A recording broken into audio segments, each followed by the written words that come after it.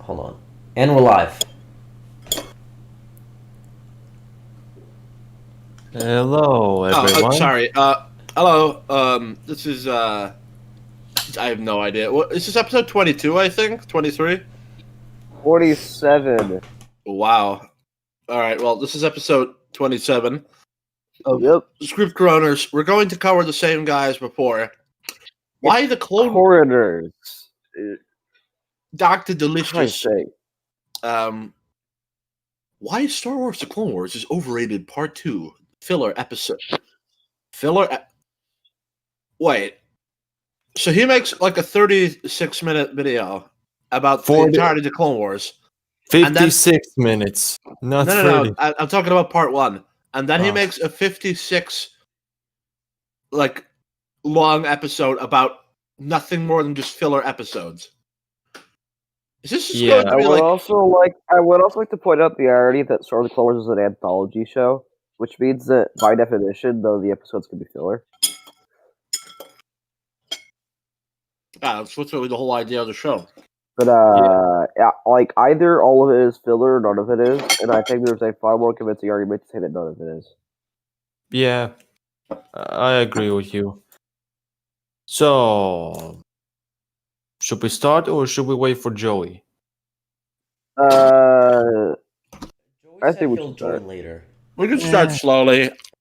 Okay, let's I skimmed over this video a little bit, and I just kind of went through a few minutes of it. And I was just like, okay, so it's actually going to be like critiquing things instead of just being like, okay, so guys, the music is too fast in this section because it should be more like andante when really it's allegro, and I think it's the action is too slow for it to be allegro. Well, to put it in perspective a little bit for the people who watch for the first time or haven't not seen the previous one, how far would you rate this guy in terms of like badness for his takes compared to the other ones? Well, if Anomaly, if his takes is like if his takes like rank like a 2 and Narrow is a 10, I'd give this guy an 8. Oh, yeah. I do feel that way. Yeah, like he's not as bad as the worst ones, but he definitely comes close. Yeah, like it's mostly just his wrongness on like basically everything he says, and like and his annoying bitch voice. Probably the worst part I personally feel about the video was like his criticism of the whole line infantryman kind of thing.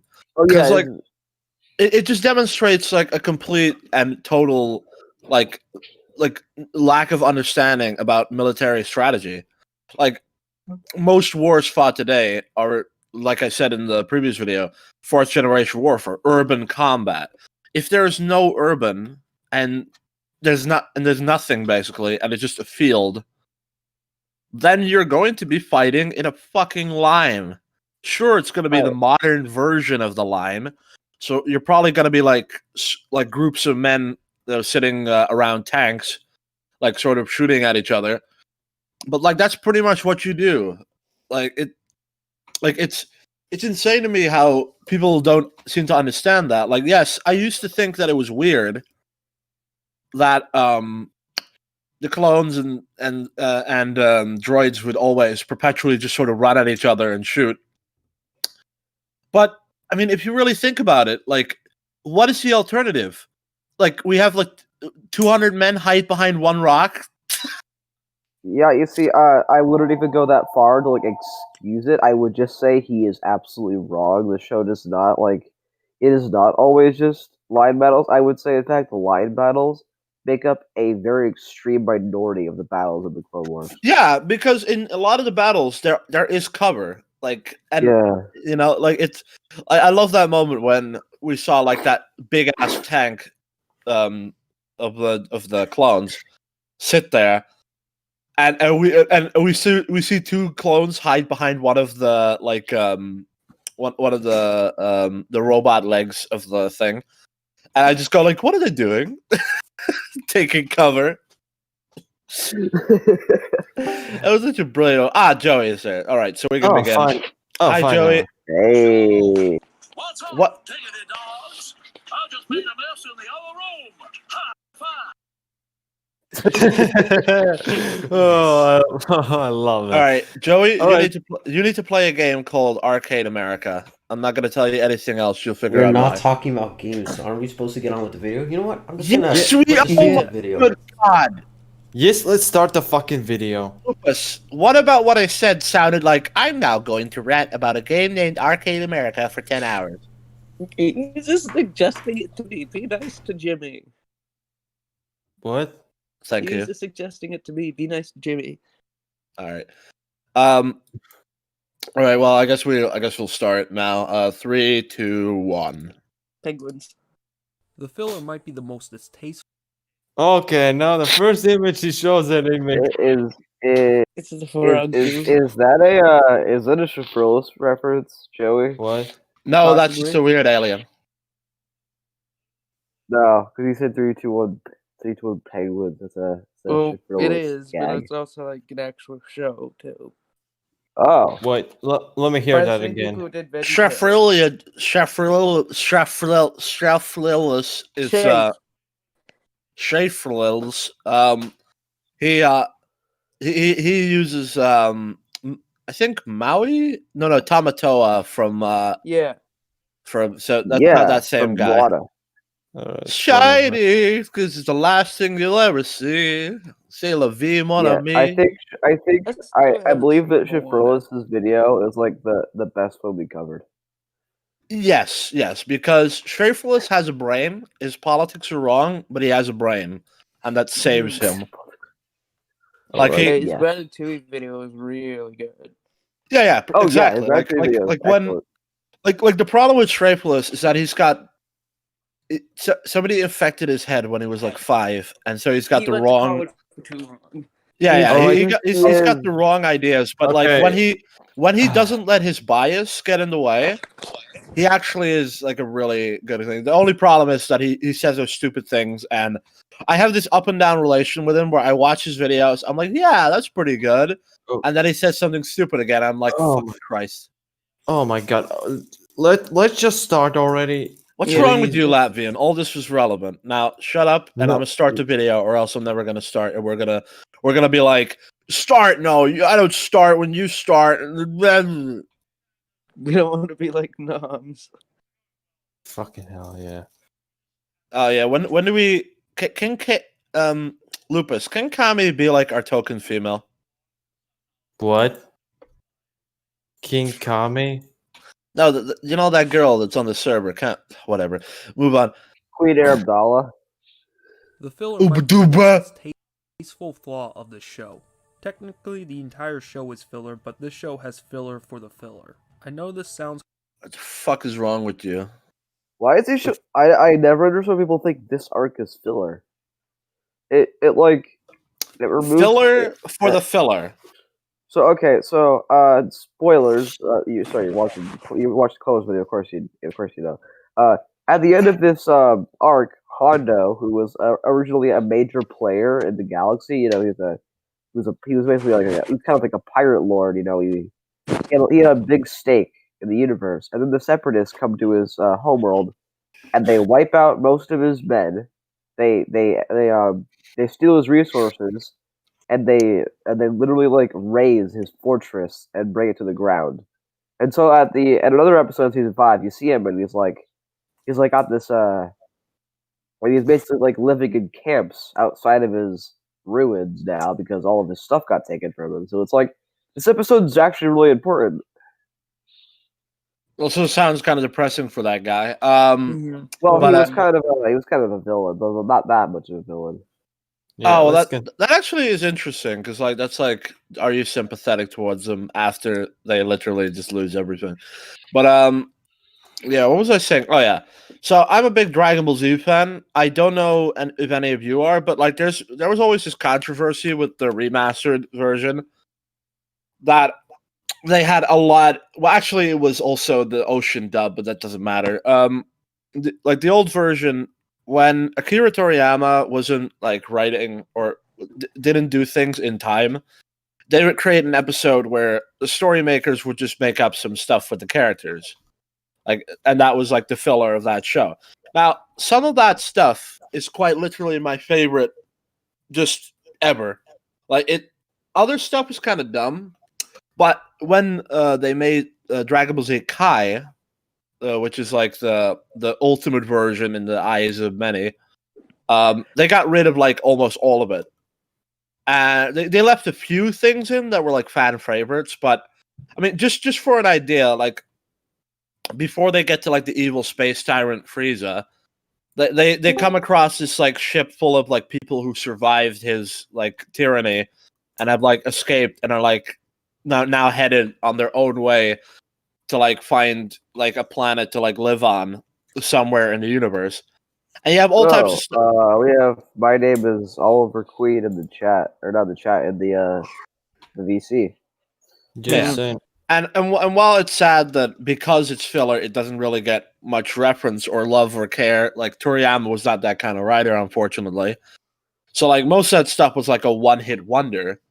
But you know, it was world building and it was interesting. And often I really liked them, even if they often like ended really quickly because then, you know, the writer would finally be done with stuff and they could continue making the main episodes for the main story.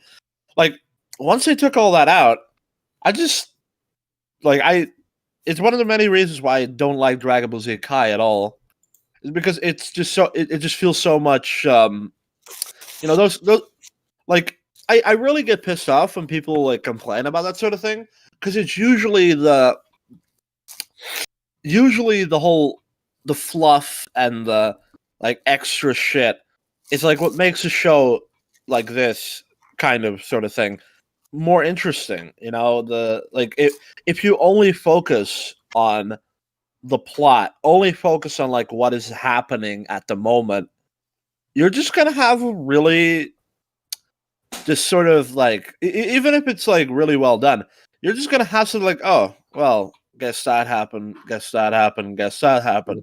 The prequels, I honestly like it kind of has that as a tiny little piece of a flaw where Yeah, I mean, if you want to be really granular and even more of an asshole, the prequels are technically filler. well, that's not true at all. Sequels are technically Yeah, filler too. well, it is. The prequels are technically filler. No, because Anakin's story is not filler. It can't be. It's tied directly to the OT. So, I mean, like, so are you saying that the original trilogy doesn't stand on its own? You need the prequel trilogy to understand it, right? That's what you're saying. No, but I'm saying that the prequel. No, I'm saying. Listen. The OT stands on its own, but it doesn't stand on its own like a quarter as much as if it has the prequels. So they are necessary. It doesn't matter. You need the prequels. You need the prequels to understand Vader's motivations and backstory and stuff, which is key to the story of the original trilogy. Yeah, I do agree. The OT does not stand on its own. I agree. What's wrong with you guys? Well, Anakin, like Darth Vader. No, I realize now. I remember when I watched Episode 6 for the first time. I thought Luke just sort of saved Vader for no reason, and then he turned good for no reason. He saved Vader because the Jedi cast him out, and he knows that if he is that Vader's not evil, that he was made to be that way. Yeah. Also, Luke being his son also had a lot to do with it. Yes, I know. He idolized his father in A New Hope. Like he thought he was like this great Jedi, and then he hated Vader for killing him. And then it's like, oh my god, Vader is that great Jedi. He is my father. Yes, and we don't get to see that until the prequels. He is that amazing person that I have idolized since Obi-Wan told me about him. I think that makes perfect sense. Anyways, saying that filler isn't necessary is like saying that a cake doesn't need an extra layer of cream on it. Like that's just ridiculous.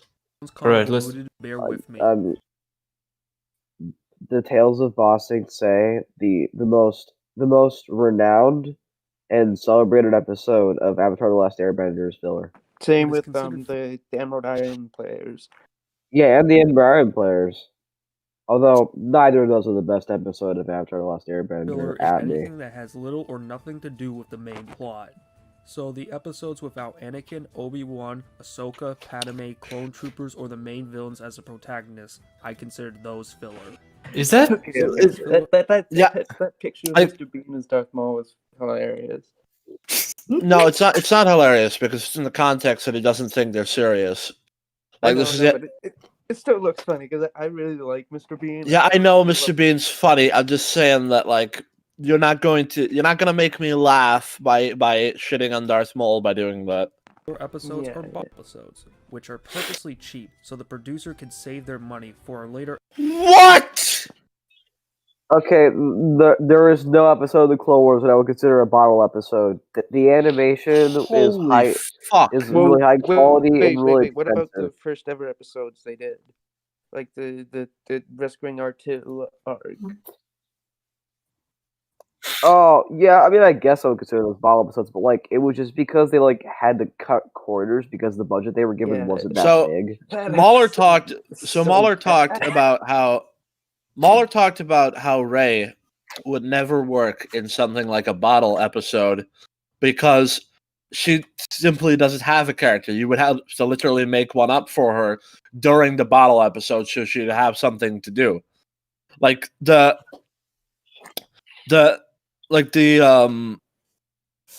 I mean the look, I'm not saying much, but by virtue of the fact that a bottle episode is like basically something that sort of makes the characters shine in a like writing kind of way, I guess, that you normally don't get. I mean, don't we all usually like when we see our favorite movies, we were like, you want more?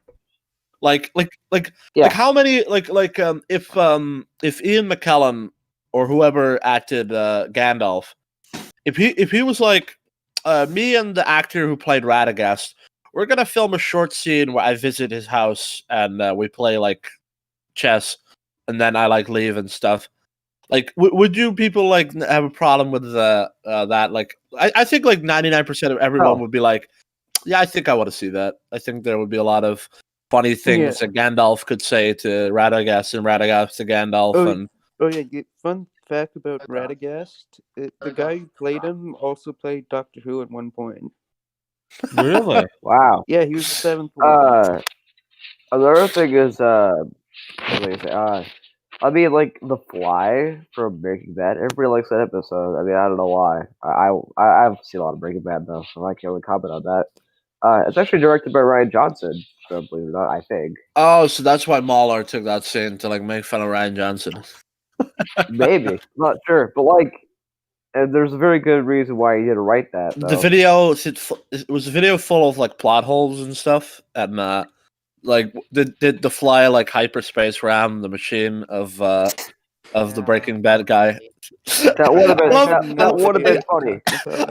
I know that little about Breaking Bad that I just go, oh yeah, the Breaking Bad guy. It's Breaking Bad guy. Walter White. Episode or arcs that will require I should have said the Breaking Bald guy. I guarantee that none of the episodes is going to bring up our follow episodes, even if he classifies them as filler. All right, let's continue. Now, before we start, most of my complaints will be in regards of the writing. The first episode of the film Oh no. With your complaints earlier, I have no faith in your taste for writing whatsoever. This is gonna be looking at is nightmarish. the mission, aka the C-3PO and R2-D2 adventure arc. It starts off with the Republic going Hey, it's literally my example from earlier. Would you want to see Gandalf or Radagast play chess? Yes, yes, yes, yes, yes. Watched the entire day. Now listen, I haven't seen these episodes, but let me just ask you guys something. Would you like to see C-3PO and R2-D2 play chess? Of course. Yes. Yes. Maybe. Yeah. So I think we would also maybe be interested in just having some funny episodes dedicated exclusively to them. on a relief I mean, mission on a these planet are some full of pretty not funny Ewoks episodes. because it's been having earthquakes. What makes this so incredibly boring is the fact that we, as the viewer, Oh, okay. All right. So we're We're automatically getting off to a bad start. You're doing the Plinkett thing where you're like, the reason this is boring, but you haven't really qualified that when you like. If you could qualify that boring is an objective statement pertaining to writing, then I could absolutely like say, oh yeah, reason is boring. But you have never done that in your last video. I don't think anybody will ever be able to do it. Viewers never got to see the disaster. What makes a good disaster story is that you get to see the destruction. Yeah, so the Titanic. So the Titanic wasn't like written. It's something that actually happened in real life. What the fuck kind of example is Yeah. I can already tell I'm not gonna like this video. Well, okay. this? Why do you show the Titanic? That happened for reals. Guys, Avatar: The Last Airbender is boring because you don't get to see all of the disasters that the Fire Nation caused over the past 100 years. What? Okay. Oh, I want to break this example down. Okay, for starters, the episode of the Clone Wars season 4, episode 5, it's called Mercy Mission, as in they're going on a mercy mission to relieve the people of Aline because they are suffering earthquakes. If it was called Earthquakes, then yeah, I would get your point. It's kind of misleading and dull, but it's not about the earthquakes. Second, you're using a real world example, and the entire movie is about the Titanic hitting the iceberg. like it's. Right. I mean, there's a way that.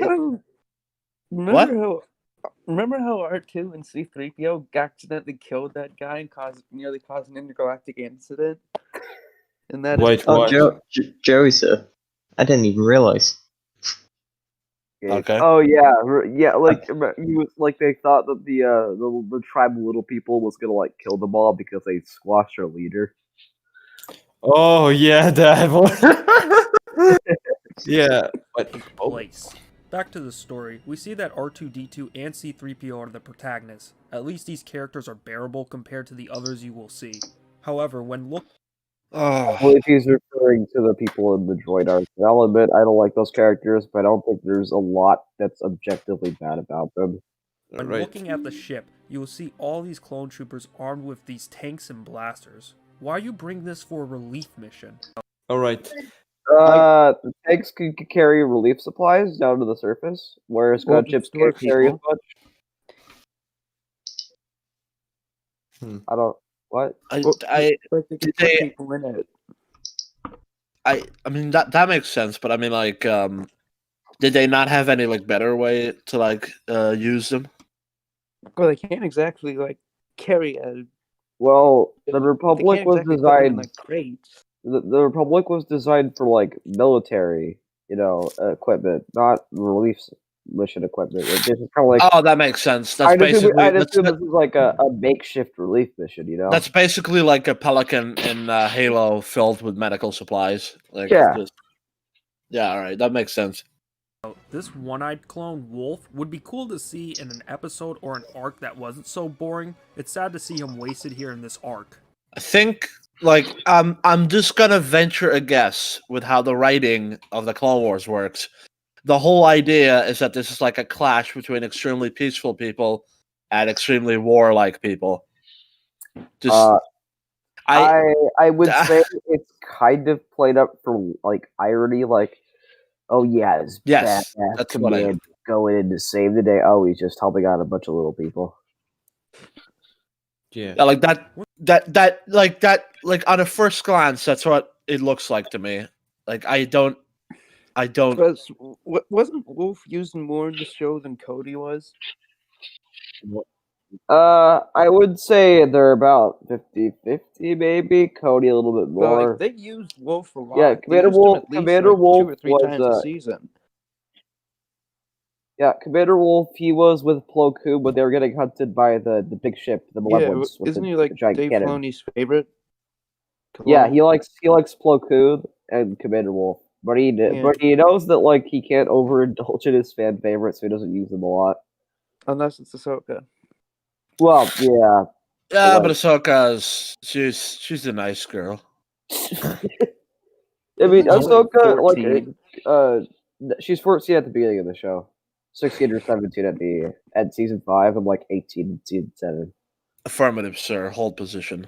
Anyway, well, yeah, Dave Filoni and George Lucas like created the character of Ahsoka together, so it does make sense why And he likes her George a lot. wanted her dead by the end of the show, which we all know how I that mean, turned out. the show got canceled, so they can't really do that. Yeah, now Disney's just milking.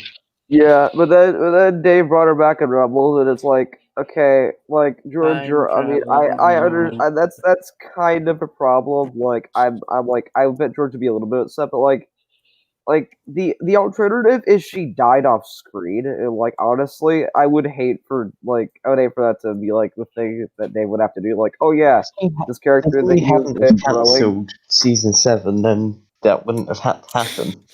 Why Yeah. have they cancelled such a profitable show? Because it was made by George Lucas, and George would profit off of it. Well, there are two reasons. One, I don't think they wanted to give any of their royalties to Cartoon Yes. Network, and two, they thought the show was getting too graphic. Yeah. Both of those That are makes retarded. no sense at all.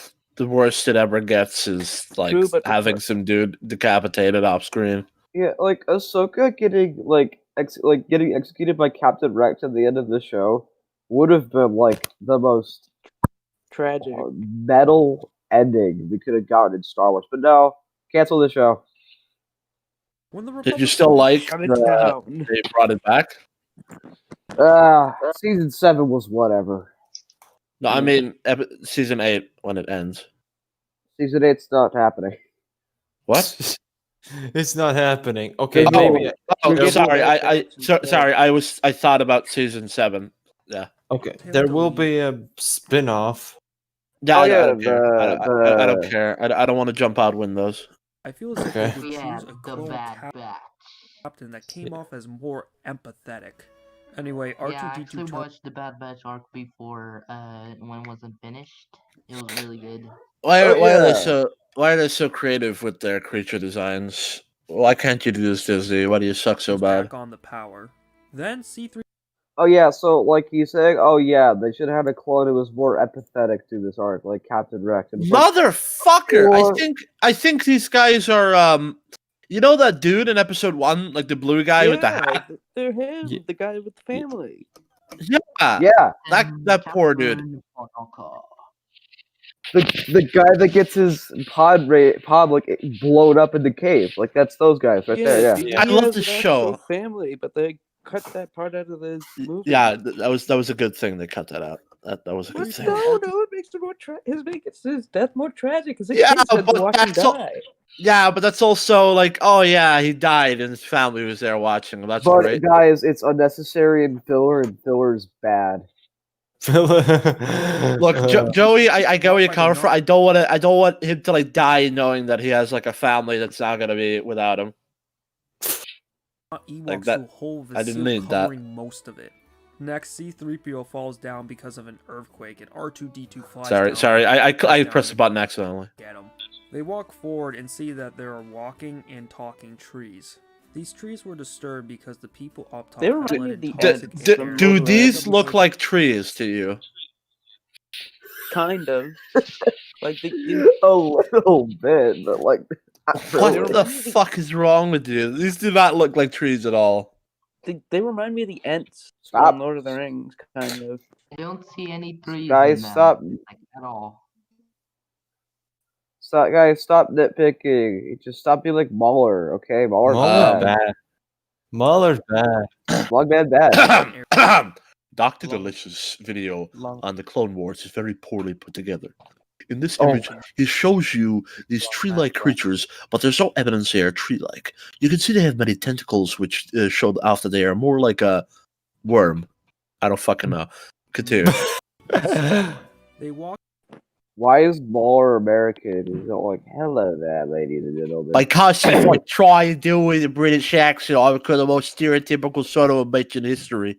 and meet a transgender Long clone who man tells them bad. the exact same Did he just say transgender frog? Wait, what? I want to hear Oh. that again. Three creatures, yes. They neither Complete look si- like a tree or an ant. Okay, Yeah. All right, let's complete silence. I want to hear what Trees this were guy said. disturbed because the people up top have let in toxic air and pointed them towards an area to meet with someone. They walk and meet a transgender golem who tells them the Transgender golem. Why would you say golem? Moron. Oh, a transgender golem. Golem. Oh, okay, that makes more sense. Still retarded the though. exact same thing the tree said about the air being toxic, but I like how we don't respond to that. Like we don't respond. We just laugh. explain It's not this worth is why it. the earthquakes are happening. So, what was the purpose of the trees? Okay, so the trees are supposed to show us like the suffering of like like this is the consequence of the air being let in, and then the other then says like, oh, the other way is like, okay, this is okay. So now the Right. toxic air has been let in. That's why the earthquakes are happening. Okay. So like Got to do this way. This has become such. This has become way too much. What is way too much? Trying to What? kill them. are you using push to talk? No, I'm not. No, Then you have a weird ass mic. No. Somebody No. called the stupidity slayer really quiet. Wait. Uh, Let me leave. No, don't leave. Don't leave. We need you. yeah. Oh fuck. Honestly, Deserter! could have been Deserter! Anyway, Oh. continue. and the episode wouldn't have changed. That scene is useless, just like this arc. They're clearly padding. After the redundant exposition, she gives them a riddle. Okay, why? She could have just told them. She doesn't have Wait. incentive. This Wait, what did he said? So he says the woman gives him a riddle when she didn't have to. What? Now that you mention that, that is a lot like Gollum. It has to be the worst reviewer I have ever seen. Like, it's like Dude, you have seen nothing yet. Calm We're down. just getting started. You have never heard of the belated medias. this is obviously reminiscent of riddles in the dark from The Hobbit. Oh God! I did not see the picture. I did hear the audio. It's jump scare. Doctor Delicious, I'm going to put on my Mauler voice again. I will tell you something very, very clearly. Oh my God! This is the kind of thing you do if you want someone to sneak up into your house and strangle you in the night. I do not understand. Why would you? Oh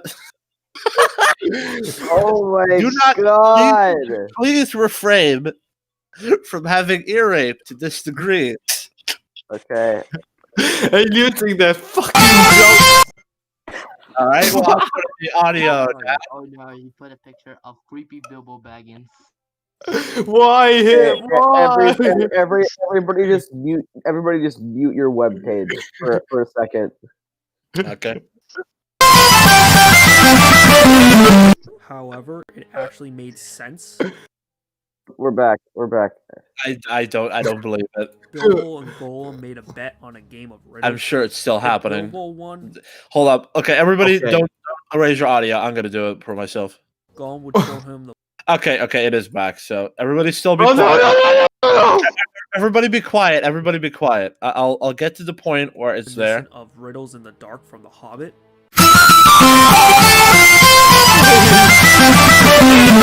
However, Oh my god! How the fuck do you do this? Okay, so let me just say this. I think this guy might have. This might be the worst ear rape I've ever heard. Like, not kidding. Like, there's a lot of ear rape where it's like, there's a lot of ear rape where it's like, so it's not that bad. This one is very high pitched. Like he went out of his way to make it even more high pitched. My Okay, ears Okay, fun. are ringing. Okay. Okay, stop. Okay, here's something funny. The clip he's showing with the with Bilbo and Gollum is from my 2003 Hobbit game. Does anyone else know about it? Oh, I No. thought it was a drawing of the '70s cartoon. Oh no, the '70s cartoon is in color, and What? Bilbo is fat in that. He's not skinny. He's fat. Yeah, like and he he- doesn't wear he doesn't wear biker gloves. What? They look like biker gloves. They don't look like biker gloves at all. Okay, when you see a 3D, whatever. However, it Biker actually gloves makes go sense. all the way to your fingers and then stop for no reason. Yeah, Gollum in the '70s cartoon looked like a frog. He didn't look like a goblin. He looked like he looks like a frog. Yeah, you're Like I said, it's from the 2003 game. It's transgender Golem. Oh, he just added it into the thing. That's great. it is transgender Gollum. It is Okay. It is Okay. immortal. All right. Okay. Wait, Somebody is doing an impression. All right. It's Joey. Bilbo and Gollum made a bet on a game of riddles. If Bilbo won, Gollum would show him the way out. If Gollum won, he would eat Bilbo. While in the clone, To this day, I still think Bilbo would just stab him in the face if he lost. Like he had that sword, which is the whole reason why Gollum. Yeah, which is the whole reason why Gollum started the riddle game. Like I to this day, I still wonder. Like, so if Bilbo lost, do you think Bilbo would just not stab him? I think he would still stab him. I don't know. That's just something that Clone Wars, her motivation was never clear. There's poison gas filling her world. Does she want to die? Yes! Dr. Rabbit Suicide World Tour! When she leaves, there's some Are you classic okay? banter between. I think Suicide Tour? that's still irright, by the way. Even if no. it's not nearly as much. I think it's pretty clear that like this woman just does not really care. Either Oh no. she's just vibing, like honestly. Yeah, vibing. And they get out of the place either way, so who cares? You Okay. guys ever see like headphones, Kirby? That's transgender Gollum right now. That's Yeah, vibing. Okay. C-3PO All right. as Whatever. Oh, whatever. Let's continue. they try to solve it. R2-D2 figures it out that the correct answer was a river, while C-3PO thought he thought of it first. They go flying in the air and land without crashing violently. They go to the seal, close They it just Whatever. crash violently. Hold up. Oh. If you think this is not crashing violently, you are made of retard. No, you're made of R2-D2 stupid. figures it out that the Alright, correct okay. answer Let's watch them not crash violently, okay, was guys? a river, while C-3PO thought he thought of it first. They go Well, let's flying take in a the look. air and land without crashing violently. They go to the Wow. seal, close it, and Wow, especially C-3PO, the way he doesn't crash violently, that's really boring. Like how he doesn't crash violently. Oh yeah, they landed That's the lightly on their problem. feet. Yeah. Have you ever seen C-3PO without his armor? He is a wall of just awesome little wires and nods, all taped together and put together in this really big, sophisticated way. And then when they put his golden armor on, he's got like this big, thick layer of gold all over him. Like, do you think he? I think some people look at C-3PO almost like a skeleton. Like, you trip him over and he just falls to pieces. and the community is saved. The not Ewoks could have solved this a while ago if they just got a bunch of them and just Not Ewoks. Not Ewoks. How are they like the Ewoks? I'm going to venture a guess. I don't think he has a single clue that they are that family driver guy. No, probably not. just pushed it over. They didn't need the Republic's help. Once they're They weren't aware of the problem. They didn't know that's what was causing the earthquakes. Yeah, that's a good picture. That's a good picture to show Good General. Like you can see his old wires and stuff. Like I could not imagine that C-3PO would just like easily fall apart if he were to like Right. I'm gonna go have some lunch. I'll be back. Alright, Deserter! Deserter! Ah! Alright, They're about to leave, some random not Ewok child hugs R2-D2, which is supposed to be a heartwarming moment. Definitely looks like it. It's not. Not because I It's am Because you don't feel that way. a heartless bastard, but because there Because Yes, you are a heartless bastard. answer to this at all. Not once was this relationship ever established. It was this is You're lying to me. this shit happens all the time in stories like this. Little kid comes up and thanks the heroes for their hard work. Doesn't have to be yes. old. These two characters have like an intense sexual relationship or something like that. You know.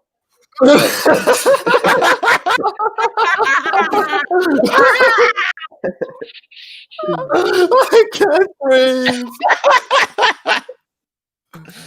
Oh Jesus! Why? Why do we have to? Why are we here? Just to suffer.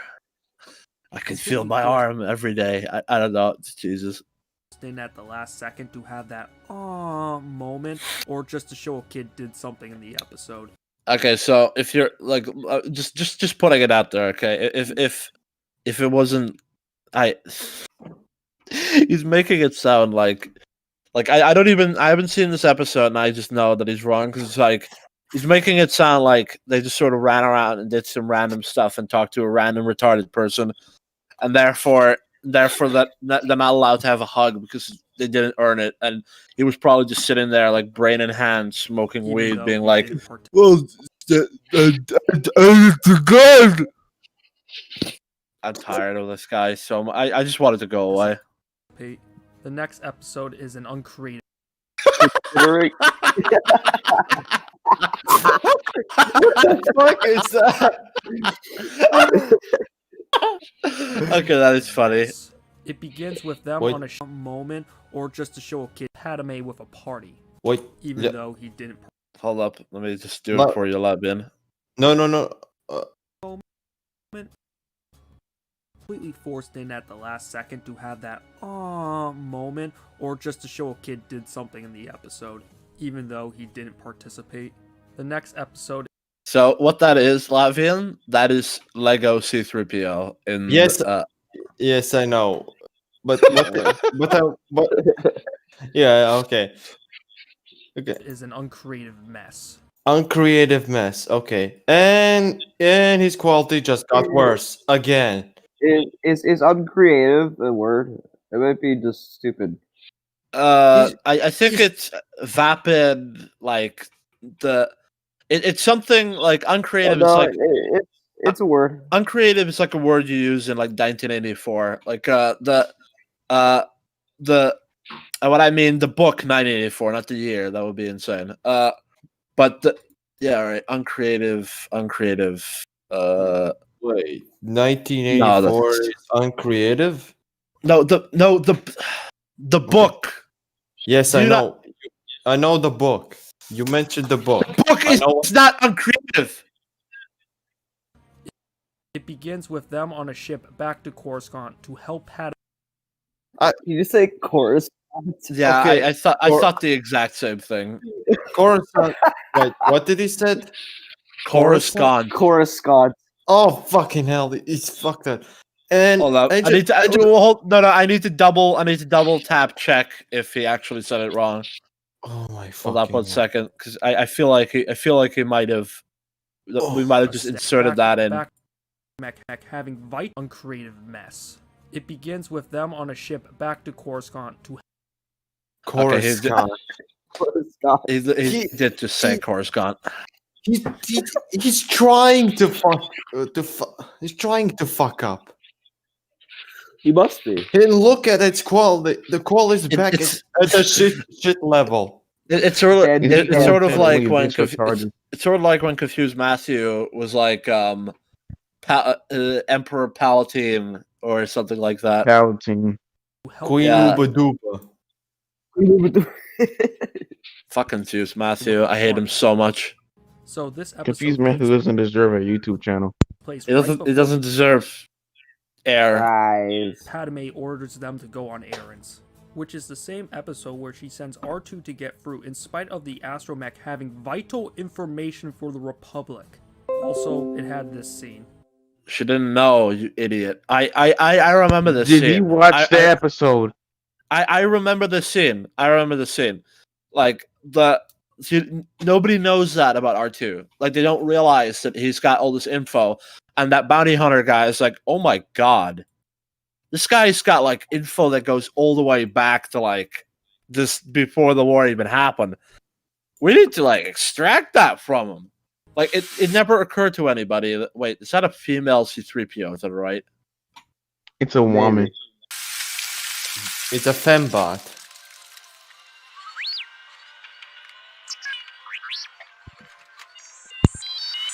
Yeah, do you think that droids don't have to be cleaned? This is bad. You gotta remember, he's probably an OT supremacist. This is literally just this is bad because I said it was bad. Why are you showing this? Look at that epic CGI. Back to the story. General Grievous comes in and wins? What? But it's not as if it's the beginning of the episode and circumstances can change, right? Anyway, R2-D2 knows how to pilot the ship, Bandicam. outmaneuvers and defeats a droid pilot. I've got a A droid pilot can't gotta even beat partially droids that are agree with him used for there. maintenance. Come some on. ways. Do you R2-D2 was incredibly experienced. do you think Yeah. that do you think that R2D this is just like with Anakin, like they don't realize that C-3PO actually they don't realize that R2-D2 actually helped him in episode 1. Yeah. Like they think he did nothing, like he's just sitting there doing nothing. Which is interesting because wait a minute. So these OT guys unironically miss that R2-D2 is helping Anakin, but wait, so hold up. Because he helped Luke, remember? Like in episode 4, he's like with Luke. He even gets hit. So they know that he helped him there, that he helped Luke, target and everything. But then they don't realize that he's helping Anakin. Double standards? If you think that R2-D2 can't handle a single vulture, then like you're stupid. Yeah, it's You're very pure stupid. hypocrisy. R2 could destroy at least 5 of them. 5 vulture droids if I had a pilot. Maybe. I don't know, but I think it only takes out 1. It's just At least the reactor was hit, which made them land on a planet and run into a bunch. Oh, at least they lost the dogfight after taking out the. What? This guy, he took out one of the enemy, which is bullshit because he's just an average guy. Also, he loses the fight horrifically after that. Bunch of gummy bears. Kid, and no one understands. Diddy. Get Mom and shocked. Dad and Vicky always licking their commands. Backward. Doom and gloom up in his room. No reality. what is going on? Joey has lost his mind and is out singing like a random TV. Ones and wings, Old County. Oh my god, Fairly Odd Parents. I remember that. In our strap. Oh fuck! Oh fuck! I know. Wait, this Love that show. Okay. seems too familiar. Oh my god, he got the reference. Nice. Gilbert's Travels. Yeah, I know that. Know that Gulliver's one. Travels. Yes, that's the reference. What the fuck am I looking at right So the now? gummy bears come off as devout villagers who talk about Big Jesus as a leader who leads. Do they look like gummy bears to you? No. What It's kind like of what? Maybe What they'll kind of try. gummy bears you have ate? You know when you know someone's wrong when he's like actively struggling to come up with examples to make fun of something. That's like a very clear sign that they have absolutely nothing. Wait, he said he compared them to gummy bears. Yeah, Yes. he said they were gummy bears. What the fuck? Leads by intimidation. R2 and C-3PO meet him and convinces them that they mean no harm. Then, C-3PO pats R2 on the back fairly hard, which causes R2 to lose his balance and kills the big Jesus. The dude they squashed looks like the Don Corleone from the first Godfather. You know, the guy Marlon Brando played. Yes. Could Yeah. Then Could he be. talks like this, like I am the Godfather. Kiss my ring, my child. Okay, Joey, thank you very much for that wonderful insight. Can we continue the video now? Yeah. Alright. C-3PO declared it was an accident, but the gummy bears are suddenly happy. Okay. We just established that they were ruled by intimidation. So now that they don't have an intimidator, they're free to do as they please. Oh, yeah, but that actually makes sense to me because that guy was like fat and he looked like an asshole, so. It was unintentional, but C-3PO hit way too hard for it to be a believable accident. Just saying. The gummy Let me tell. What? Alright, so I'm gonna tell you how people fall in real life. So, like, if a guy is like looking down at something and he's like arced forward, and you give him like a shoulder tap there when he wasn't prepared for it, that could easily send him to like fall. Yeah. So if like R2D2 is like standing there, arcing downwards with his two little legs, like I mean, what do you expect? I mean, do you have any idea how? This is like the parody, like critiques that B Stein did for blogs. Who were like, "Oh, I hate to pull a baller, but C-3PO hit him a little bit too hard to make it look like an accident." 0 out of 10. Shit episode. Yep. This guy doesn't like the show on an instinctual level, I think, and therefore, he didn't like it before, and he's like looking for a reason to like hate it. Yeah, pretty much. bears want him to be their leader, but he unaccepts it. Instead, C-3PO asks for the 3 smartest folks from the gummy bears. He asks them to vote, and they do. He declares that they are a democracy, and then the gummy bears start murdering each other. Oops. This gives me a cunt mo. Democracy is a failure. I love democracy. I love the Republic. Is this almost kind of like foreshadowing for like what can like happen if It would be really awesome if it was. I will not allow this republic that stood for 1,000 years to be split in two. My negotiations will not fail. Down with democracy. The attempts of my life have left me scarred. Okay, that's they it. don't. Please tell me they don't like murder each other indefinitely, because otherwise I'm gonna be pissed. I don't think. I don't know. I don't know. It was made for a comedic effect. His intercommie. Oh, intercommie. You're calling him a communist, aren't you? Was a communist. Yeah, this is an argument that Blips would make. No shit. All right, Yeah. come on. Wait, it's an argument that he has made.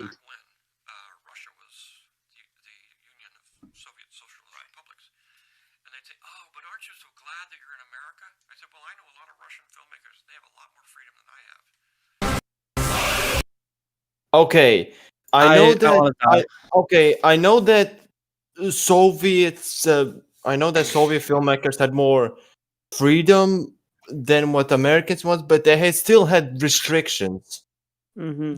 Latvian, he's talking about the retarded like Hollywood culture censorship bullshit that like exist like the he's talking about the PC you know crap. he's Yeah. talking about the Well, not just, He's not talking just about- that. It's just like the Hollywood wants to make money, like really, really, really badly. Like it's a Okay. market economy, whereas the Soviet Union wasn't. So it's like, yeah, their filmmakers can experiment more because they're not contributing to the market. Hollywood is a market, so that's like so the movies they want to make. It means like, okay, we want these movies to make money.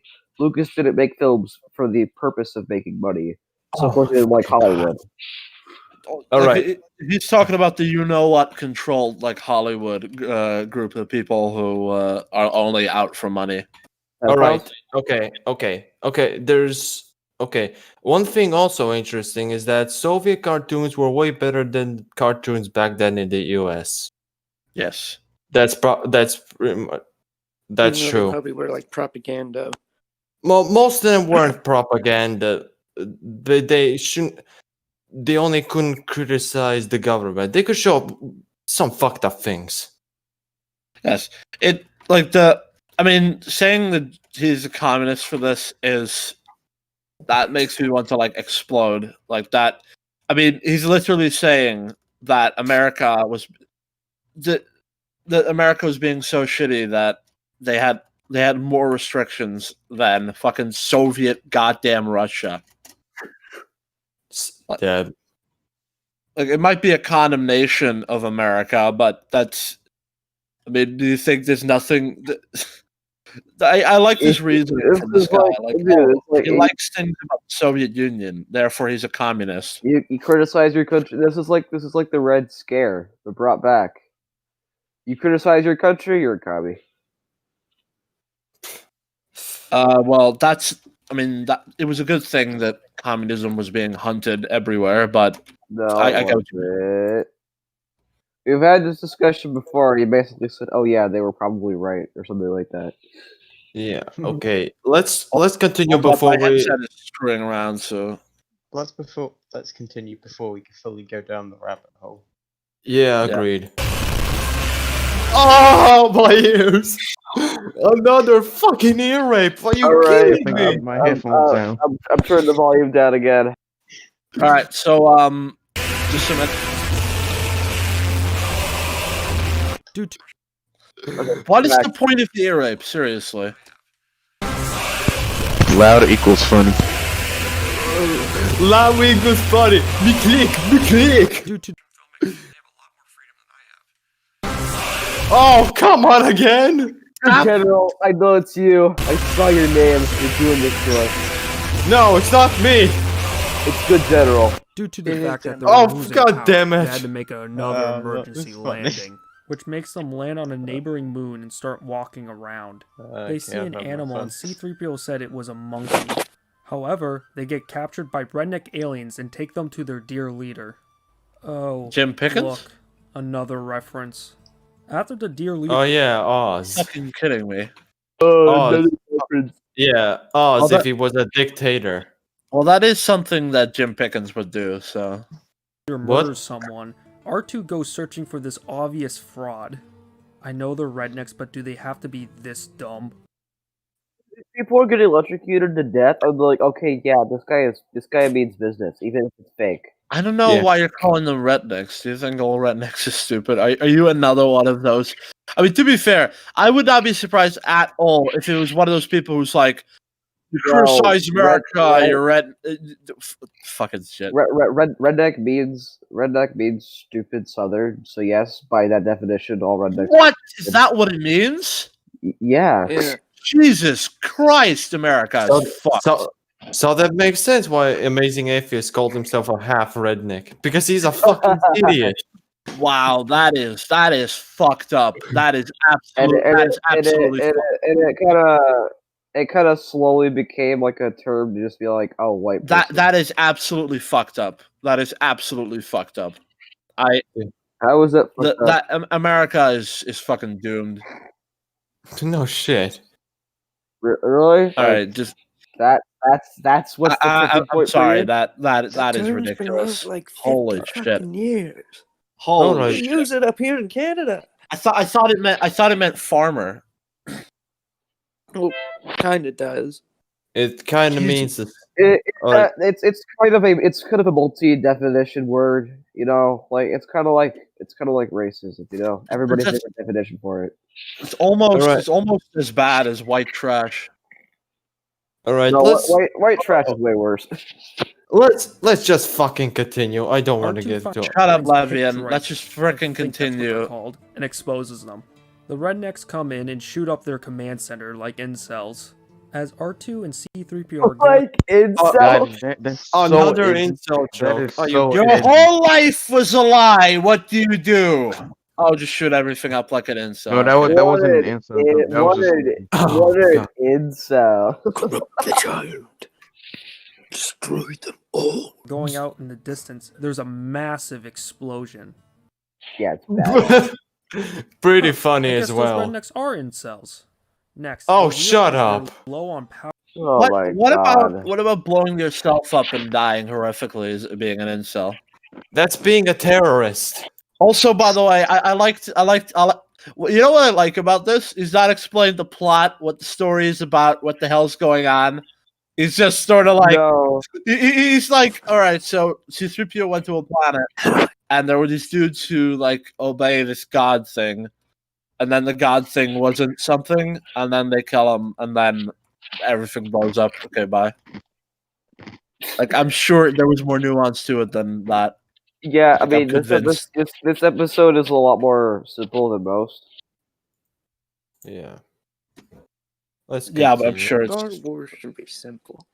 But even Alright, so, aside from- like this is the most rushed plot summary I've ever heard. Beside the Star rest Wars of should the be footage simple. reach We off, saw Han Solo talk like a regular makes guy. it out as if they're gonna die, even though we already know that's not the case. Star Wars should be simple. Characters can't be in danger because it's a prequel. Blah blah blah blah blah. Okay. If this is the first time you see it, that means that you don't know they survive. What the fuck? What the fuck? What the fuck? What the Yeah, fuck happened? there are people who are watching watching the series. They watch 1 and 2, then the Clone Wars, and 3, and then they watch the rest. Yep. Dun dun dun dun dun dun dun dun. They don't know. Let's It's so continue. stupid. Why does the show pretend that these characters are gonna die when we see them in the movies that come after this?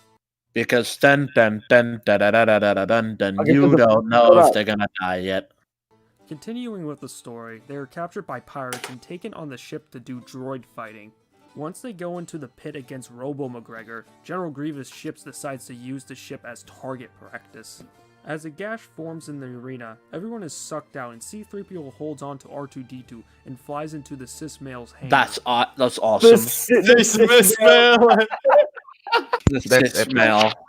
Jesus Christ. I have to say, if I will say the thing about that scene is that General Grievous arriving at that exact moment is a tad bit convenient. But I'd agree with that. Scene is a nitpick. It sounds. But to be fair, It's a comedic episode he too. was It's supposed to be all he was convenient like and within the stupid. geography of the area. Like those 2 moons that they were on were pretty close to General Grievous' Starfleet, so it makes sense why he's kind of in that area. But I agree that's a bit convenient. I gotta be honest with you, like this whole thing just looks like the Clone Wars writers are taking the piss, and it's hilarious. Yeah. This is their beach episode, really. I really like this episode. Yeah, no, I never got the hate for the Mercy Mission arc. I always found it to be hilarious. C-3PO almost blows their cover, but R2 stops him mid-sentence.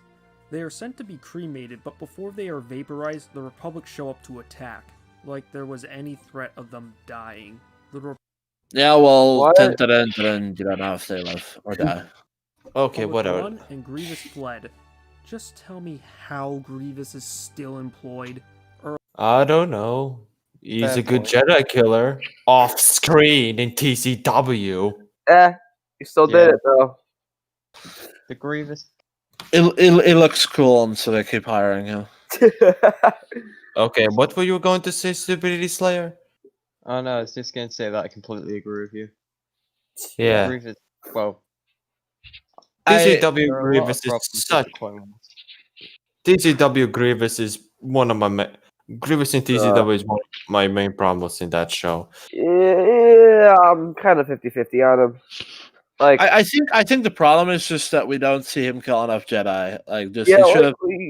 there's We a don't lot of see there him like are how a we lot see him in of all 3 Clone yeah. Wars, but he's a There- Jedi. There killing are machine. a lot of implications that Grievous is like this. That Grievous is a lot of success. We just don't get to see a lot of it. Which would be nice to at least see him Yeah. succeed sometimes. So. I think that doesn't there should have been a few more episodes because he does put an end to the pirate horde in season 5. He does take out quite a few Starfleets, and he's got at least 15 Jedi kills as shown by his lair. Yeah, he- like he should have been like 25 or something. I think. Like he's not terrible. I just think that he should have had more time getting victories. It's just Yes. in the show. It Yeah. makes him seem so grossly incompetent that it makes Dooku look like a little bit of a fool for him Earlier. Yeah. actually keeping him. I agree to an extent. They made Yeah. it clear that he captured a Jedi, but in that same episode in which he did that action, he loses her. There will be more on Grievous later. Believe What a- me. It Oh, What a ends- beautiful drawing. Look at that I door. I want to. Wait, is he gonna cover Leia or Grievous? Wait, I I, imagine that. No. I need to see that image again.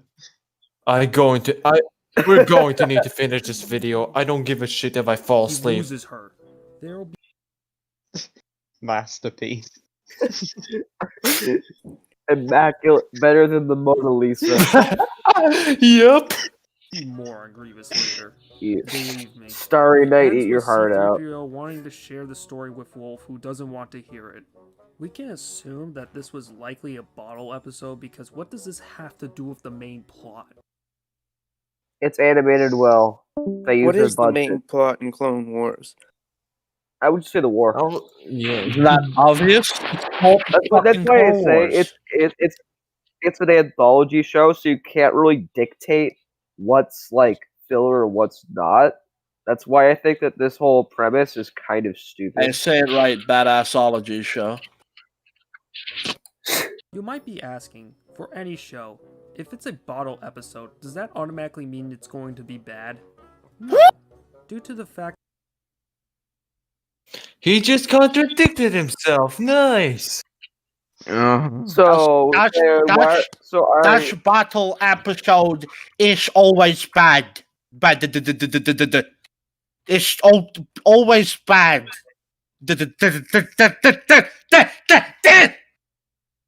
Bad episode bottle is bad bottle sold Holy bottle episode. bad. Oh god. Fucking what the fuck? Wait, Fuck! why is he showing a recorder? I want to know the secrets. that cheap doesn't necessarily mean Okay, just So you're saying the episode is cheap? I don't necessarily agree with that. I think there's a lot of really good animation in this episode. Oh my god, that animation got that good line at season took something 2. out of me. Like holy shit. Yeah. These types of episodes rely on the writers. Unfortunately, they shoehorn in a bunch of unfunny references, and this arc just lacked logic. The next arc You brought up like 3 conveniences, and only one of them was a bit valid. okay. we're going to cover Holy is with shit. Mace Windu and Jar Jar Binks. At least he Oh is- yes. Oh yes. The ultimate duology. The ultimate arc. The two poster children for. Yes. The ultimate king. Oh no, Misa disappearing. The two black characters in Star Wars. Yeah. Yeah, Excellent. I ain't kidding. Can't say It starts that out during with a this planet time full of of 4 time sensitive periods. duck aliens in need. Ah, duck aliens. Nice. Does each claw count? They look more You like talk out as well. though I think they look more like swans than ducks. The Gungans look more Yeah. like ducks. Yeah. The Gungans are like duck rabbits. Duck. Yeah. I never saw the rabbit inspiration. Like, Maybe- I still can't They're get like over that. Duck, rabbit, frog. I still can't family. get over what that guy said before. Like that blows my mind. Is duck episode always bad? Is Duck episode. duck Filler episode. episode. Makes a request. Like, how do you Senator say Jar Jar that? Binks. Like, While how do no you one do should that? How accompany do you him, unironically go like, oh, is it always bad? It's like, what the fuck? What the fuck? Okay. It starts out with a planet full of 4 sensitive duck aliens in need. Their queen, Julia, Wait, makes a those request people for are Senator Force Jar Jar sensitive? Binks, while no one should accompany him during his trip. This is an alien race, and their queen is named Julia. Talk about Julia. Weird name. Okay. Weird flex, Whatever. but okay. lack of creativity. Surprisingly, the Jedi A lack of creativity. A lack of TCW, lack of creativity. I'm laughing. That's bullshit. Also, like, look at this lighting. It's Yeah. immaculate. Like, this is a Yeah, see? Especially like the surrounding of the hologram. oh yeah, like if this was the sequels, like the hologram would be like, oh, it's super blue, it's lighting up the whole place. But no, the lighting's like actually like subtle and accurate Oh to the god, universe. you said blue. I'm blue. Yeah, Oh yeah, blue. The worst color. it became the worst color after Trust ruined it. It used to be my favorite color, but now I hate it. Council actually The blue dabba don't insult it. brains and realize this is idiotic. They decide Mace Windu should go with Jar Jar on this mission. They arrive. Yeah, the whole point of Jar Jar is that everybody underestimates him because he's actually pretty competent, but everybody just thinks he's stupid. No, Jar Jar is the key to all of this. He's actually I top have a theory that Jar Jar has the Gungan He's the form of actual autism. No, oh, come on. Please No, don't. no, he's Jesus. Anybody who denies No, that, anybody who denies that is a Sith. You're He's no, actually he- the key to all of this. No, It's he actually is the Jar Sith. Jar. Okay, let's Yeah, just he's all the Sith. He is all the Sith. The Duck aliens say that their request was only for Jar Jar and take away Mace's lightsaber. I mean, these beings really didn't enforce their rule. Alright, let's continue. Well, they could have No. been tougher on Mace and forced him to stay on the ship for not following their orders. So they go into the Congress building and are told that noblemen are disappearing. Jar Jar swears he'll put an end to this. The Queen calls off everyone to leave and walks up to Jar Jar. And then kisses him? Why would anyone want to get funky with Jar Jar? I want Yeah. Does he Yeah. know what type of alien That's she is, your though? personal opinion, you little shit. Yeah, Okay, I want to get. I mean- with Jar Jar. I will kill you, Airborne. Okay, can someone No, explain? but my question my- is Let What's your Lavian, let the cowboy talk. Okay.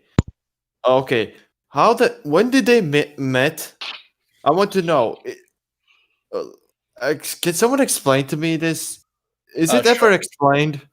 Sure. I would basically assume they what met happens- during. I would assume they met like because she's connected to the Senate. I would assume they met because Jar Jar's also a senator, or like an ambassador. So like Okay, that's when they but- would meet up. Okay, so Jar Jar is really, really, really lucky that she's really into him. No, not. I would say because she hired Jar Jar before anybody else because she knew Jar Jar, but she would still hire a different senator. Yeah, Anyway. I know. Yeah, Wait, it's this arc is stupidity? What? Did you put it back? Yes. What the? Does George Lucas honestly think that this atrocity of a character is a sexy beast now? Yes. An atrocity of a creature. What? Atrocity of a character. An atrocity of a character. Jar Jar, really? You're unironically saying that while also Rey exists. He hates the sequels too, though. Yes, but he doesn't have a right to criticize the prequels in that sense if he hates the sequels. Yeah, true. I guess, yeah. It's like saying, "Oh man, I hate fucking The Room. It's so bad. I really hate The Room." Also, by the way, this character from I don't know, Hanos Demands of Fate is like really bad.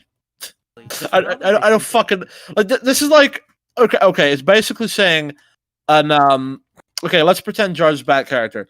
All right, 4 out of 10 character versus like a -50 character. Like. But we don't really know what he thinks about Rey. All right. Thank God. Oh, thank God we don't know. Well, okay, what? Oh no, I know that music. The jutting nose, the endoform build, the drooping posture, and especially those succulent eyes. I haven't In laughed all yet. honesty, at least Is it he's supposed to be funny? At least he's thick. He said Jar Jar is thick. All right, not funny. Continue video. Okay. Anyway, Jar Jar and Julia decide interpretive dancing is more important than solving this case. While Mace tries to cockblock them because he doesn't want to be known for getting less pussy than Jar Jar. Mace would do celibate Jedi. Of course he would. He wouldn't care. He was. I hate modern existence. Modern existence. Fucking Christ. Modern Existence replica films. Like, God. Man, world ends. Man, I hate modern life. Man, if only things could go back to the way that they were, then the world wouldn't end. God, if only that meteor was more old-fashioned. Oh Jesus! He gets pussy like Jar Jar. Oh God! Fucking hell! He does it because he wants to complete the mission. After Mace tricks the guards, he barges in on them and Julia orders to kick him out. Before Mace is escorted, he tells Jar Jar, who's leaving the room, that they need to solve this case. Then, they hear Julia scream and rush to the scene to find her missing. From the prior events, Mace gets his... Bro, what the... Oh, great. He changed the quality again. Ugh. Why didn't you like just go to Disney Plus and then record? You can't do that. They have like certain technology that like protects them from screen recording. Yeah, but I mean, like can't- you can just if go you try like to shadow play screenshot desktop on mobile, it and won't then let go to you. the website. I don't think using Shadowplay will be a good idea. Well, I do, and it works. Okay. I just... Disney Plus is I just found a website that like it's kind of weird. It either shows the episodes in what? or in 720p. All right. Oh, so like, okay. Okay. lightsaber back. Next, a random duck guard comes to take them to this ancient structure. I don't think they need the Republic to crack this case when there is a known temple. I mean, it doesn't take a Sherlock to figure this out.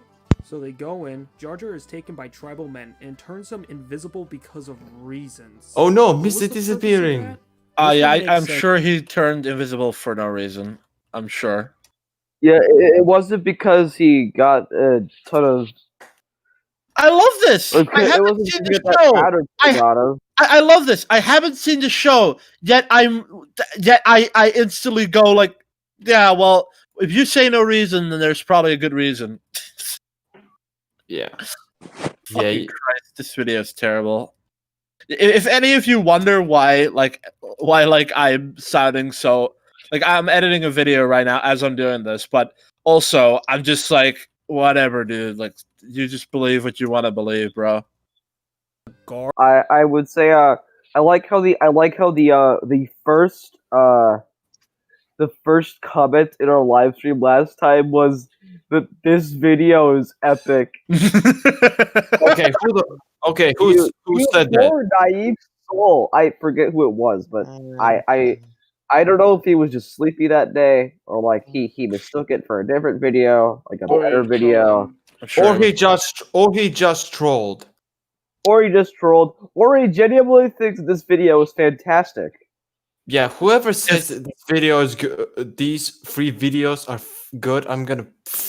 All right, I'm gonna go do you a favor, Airborne. So, as someone who's not like seen the show in maybe 7 years, these 2 videos are fucking horrifyingly bad. I know they are already. So if you, as somebody who's like barely knows anything about the show, this is a terrible video. So yeah, there you go. Guard was know you invisible are, as but am I? well, but he's clearly not, so it just makes him look as if he's just struggling with nothing. They take him and cage him for his atrocities for being annoying. He finds out he's gonna be sacrificed because they're gonna strip the Force out of their victims. Jar Jar starts communicating with Mace, which gives him his position, with a little bit of the Force. Whoa, as well. Jar Jar has Force He powers? was one of these tribal. no. So how- Everybody has Everyone the quit. Force. Stop inside of lying. them. Stop lying. He's a Sith Lord. He's the key to all of this. He is Okay. all the Sith. Oh yeah. Okay. No. Does he Right, have that? Because right. like he's communicating with Mace through the Force. No, he's No, using it's his just a he's using his comm. comm link. Okay. Ah, okay. Well, good job for this fucking idiot to make it sound like he's using the Force. I would confiscate the communication devices first. Mace finds What? They Why probably would you don't. confiscate communication devices from Republic envoys? Oh yeah, that would be a bad idea. Jar Jar's location and sees that this is where the nobleman and the queen were held captive. They start the fight and Jar Jar gets obnoxiously lucky like he always does. Mace is fighting Kind of the fucking point of how he fights. Yeah, Exactly. that's how he always fights. He's supposed to accidentally fight. They weren't kidding when they said clumsy. I know it's a silly premise, but that's how it works. It's like how in Amazing Spider-Man 1, Andrew Garfield is like accidentally fighting the people on the subway station because he just got his powers. He doesn't know how to use them. I mean, all right. his lightsaber. I hate that movie. Maybe he I like doesn't it. want to kill them. Never mind. They go after the queen, but she is taken to a rocket. So these tribal people can afford or make a spaceship, but can't afford or make guns, I guess. No, no. I'm pretty sure they're going by like some type of religion since they're ordered by Mother Talzin to do what they do since they're her servant. I bet this guy thinks that like guns could just be picked up and used by anybody like incredibly efficiently, and also like Mother Talzin is involved with her schemes, and Night Sisters have like technology like that. They got like 4 fingers, I think, so they could use guns. But Conclusion: Jar Jar swears to the remaining noblemen that him and Mace will find the queen. Next episode is called Disappeared Part 2. Why that? It's so uncreative. what? This is just not picking now. This is literally just not picking. Hey, I'm gonna make fun of the name of an episode. This is also If a name of an episode bothers you, then you just shouldn't watch the show. If a name of an episode. This is like the only episode of the show in which it's a part 1, part 2. This might be one of the worst. This might be one of the worst criticisms I've ever heard in my life. I honestly think like with the exception of these, I think like the names for Clone Wars episodes are actually like really good. Like it's actually kind of great how awesome they are. No. What the hell is wrong with Disappeared Part 2? Uncreative. The names of episodes are pretty creative. Who the fuck said episodes have to have Shadow of names? Darkness. Jesus. I mean, I would also beg this on the fact that season 6 was like they basically like it was like scraps left over from season 5. It's like basically okay, Disney canceled the show. They gotta whip up. They gotta like they're allowed to make 13 more episodes. But, like they got a tight timeline because Disney just wants to get it out of the way as soon as possible. Okay, we don't have enough time to think of 2 different names. Disappear Part 1, Disappear Part 2. Does that sound good to you, Dave? Sure. But I mean, like, why? How's that like a bad name though? Like, I don't. Like, it's just because it's uncreative. Part 1, Part 2. Like, what? How is this bad? This is definitely the first time a TV show has ever used Part 1 and Part 2. Ever. Not once has a TV show ever used Part 1 and Part 2 with the same title. Not in existence. Bullshit. Bullshit. Ever. The title of like a show or movie or whatever, it could be whatever you want it to be. Why does it have to be anything like it? There are movies with Part 1 and Part 2 subtitles. Like I mean, I get that there's like bad names, like for instance, if you have like a movie that's literally like called I don't know, like Citizen Kane. Not Citizen Kane. I mean, you know, stuff like you have a movie named I don't know, The Box or something, and then 10 years later they make a sequel called The Box. Part 2. Oh yeah, like the original's called Box, and then 10 years later they make a sequel called The Box to like erase the original. Like that's a bad name. But like besides that, a name can be as monotonous as you want it to be. Like I don't think the name should have standards. Like it could be whatever the fuck you want. It can be about like some type of fucking What does he want the name to be? I don't The know. Dunes of Destiny Reappeared? sounds so much better. Dunes of Okay, the Destiny. Dunes of Dunes of Destiny, what- Destiny. What the fuck? It doesn't It's even also make with You sense. say it's a bad name, and then you come up with one of the worst names of all time. Mace and Do- Jar Jar leave for the moon of Zardosa Stick to find Queen Julia. The tribal people land and put Julia on sleeping powder. They need to take a train to this ritual place. Why don't they fly there instead of landing in the city? There's Good question. Are you No fucking point. Yeah. retarded? Wait, what? No, I would have to ask like why do that? I mean, the ship I probably would could say be like losing full. I mean, my defense is the ship could have won. Either need fuel or the people on the ship needed to go somewhere else. I would say another one is like I don't think that Mother Townsend wants just anybody to be flying to her place, which is why she was like a remote trade system. Be like, okay, yeah, okay, what are those Yeah, stupid yeah, trades yeah, doing yeah, over yeah. there? Because if somebody's gonna try to follow the ship Yeah, somewhere, if you see a ship fly into a place, it's like, oh, that might be a place that I want, like and add to the fact scavengers. that it's flying, Yeah, like but if you face just it's see if like you just some people going going, nowhere, so you yeah, want to know where it's going. if you just see some people like on mine carts, like going out to deserts, like, oh, they're just traveling across the desert, whatever. Okay, let's go. Continue. in them landing there. They could have fixed this by having a quick space duel by making their ship damaged, so they have to make an Space duel. That's not how you say it. Sounds like something Cosmonaut would make. emergency landing. So Mace and Jar Jar land on the planet and use their instincts to find the Queen's location. As they patrol through the city, they find Queen Julia yelling for Jar Jar. Wow, that magical sleeping powder is worse than NyQuil. They have this chase sequence and you see the first bad guy with a machine gun, but he dies. After some of that Jar Jar BS, they fight some monster and Mace interrogates one of them to get information on the whereabouts. They need transportation, so they take these mutilated horses instead of their ship that doesn't seem that far away. On their way, They gotta run all the way back to their ship and then fly it. Like they don't have time for that. And plus, those people could have Right probably there. sabotaged the ship while they were going. Yeah. Maybe. Although I don't know if I would. I'd say that's kind of writing for the Mother script. Townsend, who's the Night Sister leader and a fairly important character to the series, lands on the planet at the ritual's location. Once Wait, how is this a filler episode of a very important character to the series, isn't it? Shut up! Shut up! Shut up! Uh, Shut up! Don't listen to logic. Logic's bad. Once Mace and Jar Jar reach their destination, they fight some large rock people who die in 3 seconds because Jar Jar is just such a lucky ducky. I like how even sped up, it's more than 3 seconds. They have this fight scene and save Queen Julia last second. Mother Townsend died because she forgot to wear sunscreen. So this is the last time we're gonna see Mother Townsend in some time. Nope, she's not dead. You stupid idiot.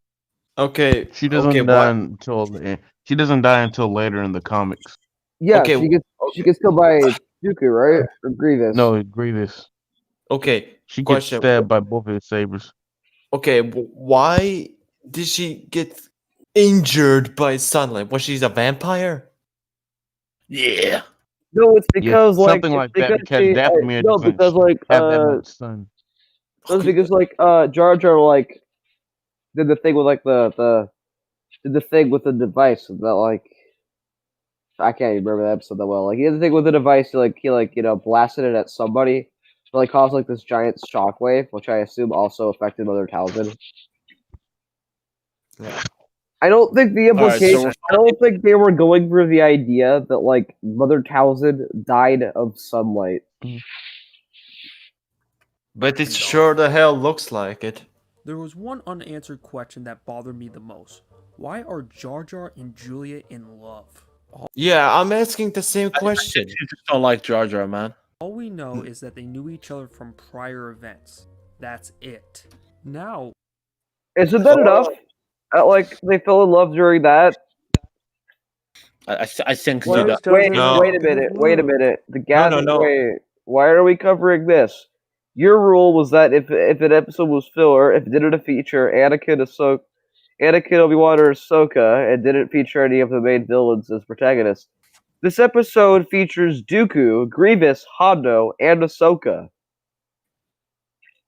Yeah, and it's pretty fucking And Obi-Wan. important. and Obi-Wan. Yeah, Oh, just so filler. again, And David Tennant playing a robot. oh yes, one of the doctors from The best Doctor Who. doctor.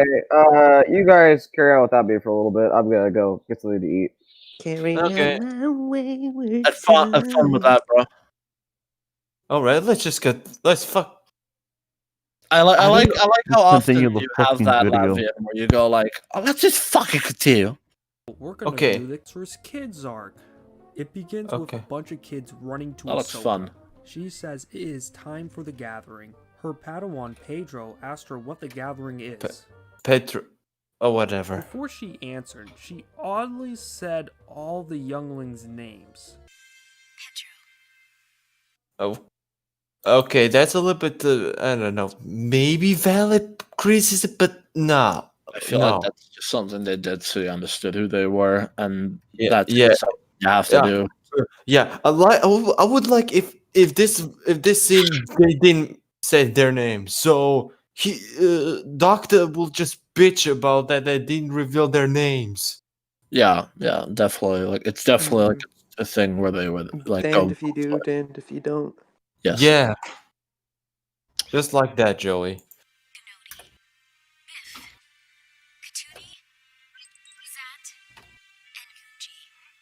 Gucci. Add this part afterwards because the writers forgot to say one of their names in the episode. Oh, she answered that it's when What? What the fuck was that? Nothing. they get to construct their lightsabers. A Padawan should already know this. The education system fails us again. Oh, stop trying to put A Padawan should already know this. I mean, obviously, by the episode, we know that they won't know this. They most likely were in the temple training from the Force before they started, constructing their lightsabers. I always get the impression that like a lot of things just sort of happen when you're training to be a Force user. Like you just sort of you train long enough, and then eventually, like, okay, now you get this, now you get that. Like I don't see why it's so weird that it's kind of cryptic like that. Yeah. Let's continue. So the gathering is held on Not Hoth. As they walk through the It's Ilum, not Hoth.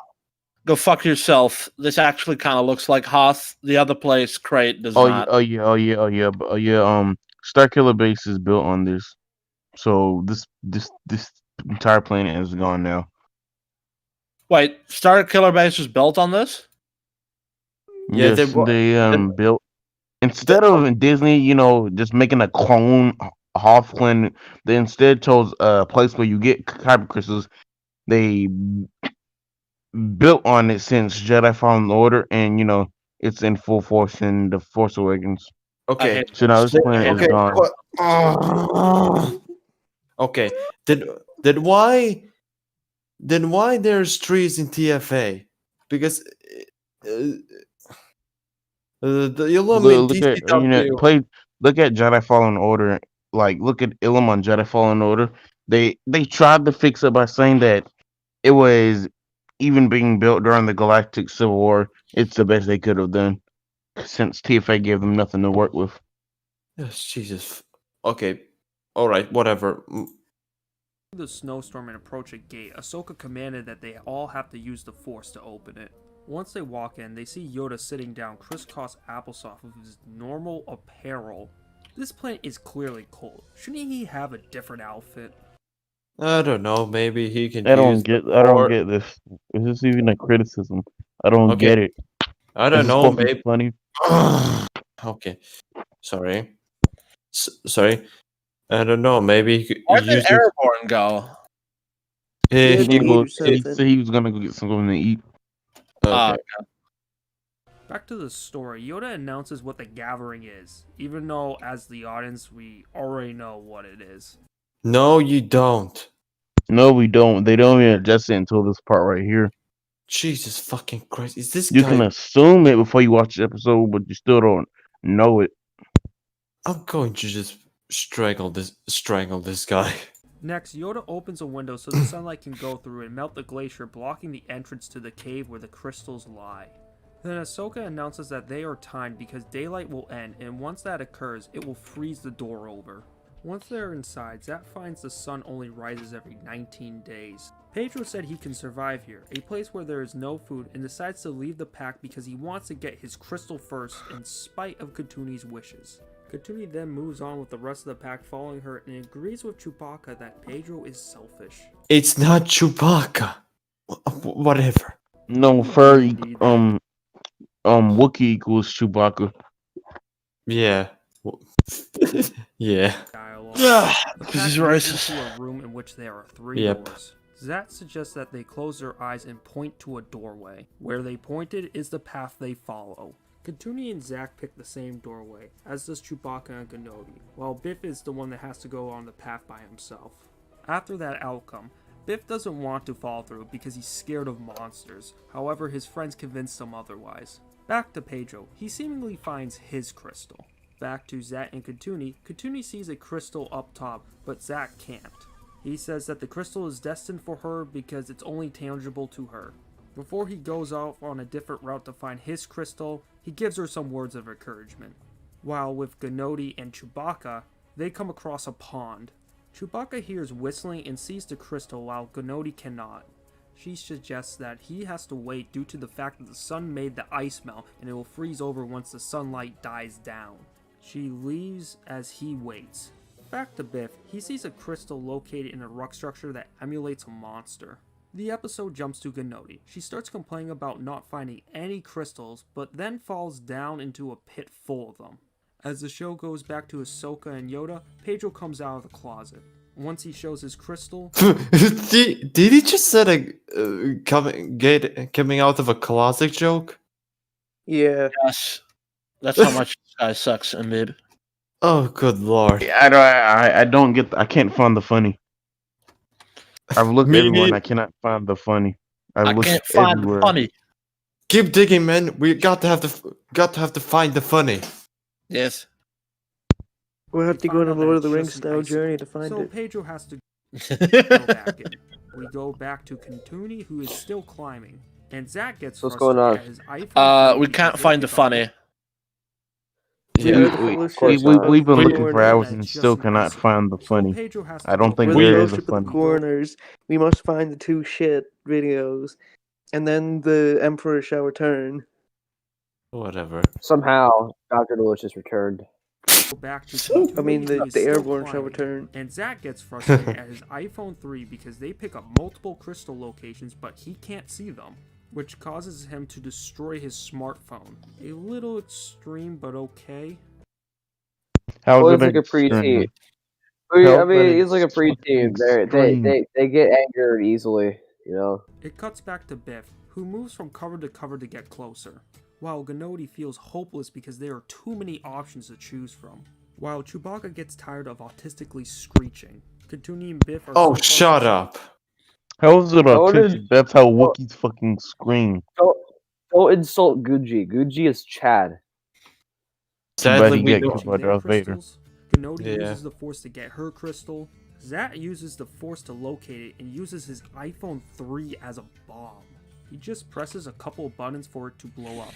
I'm not sure how that works, or why would they give that to children if it's that easy to I don't know. Maybe No, he's that was like a I would say in a way that's like a coincidence that happened.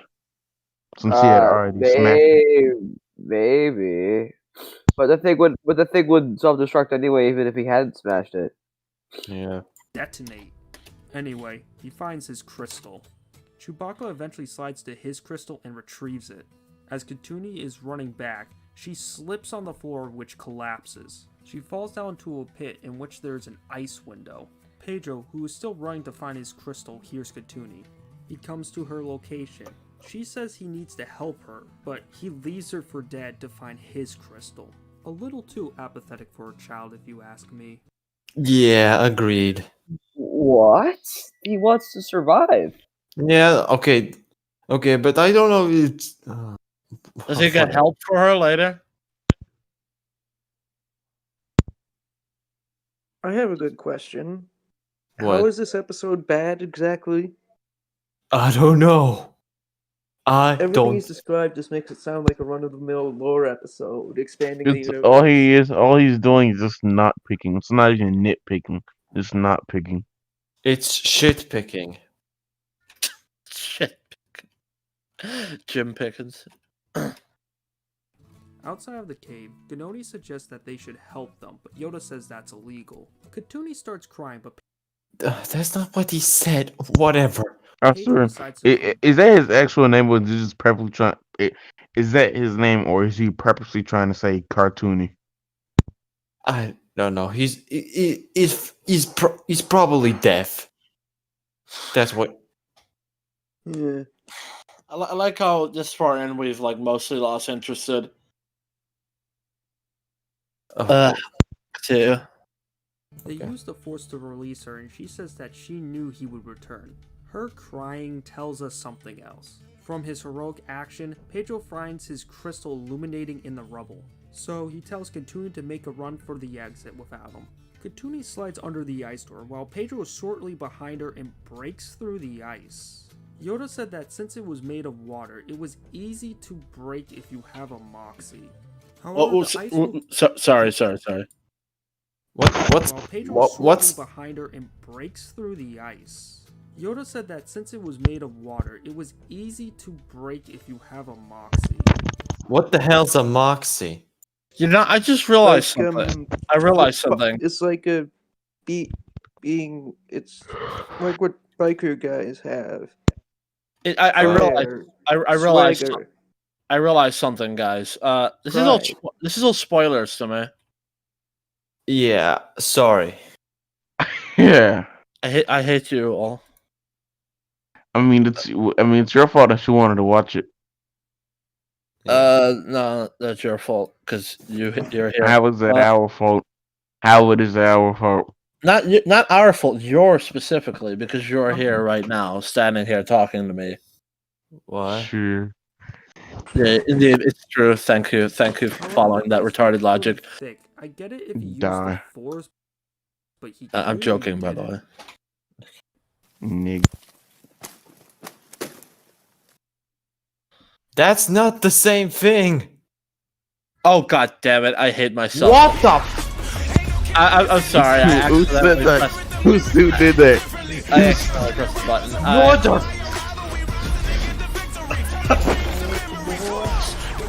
Well, I Come think to it's get a good claimed. moment for me to just take a step back. You guys, It was fun. It was fun when while it lasted. Oh, what the fuck? Spring Blender animation. Who said that? What the fuck?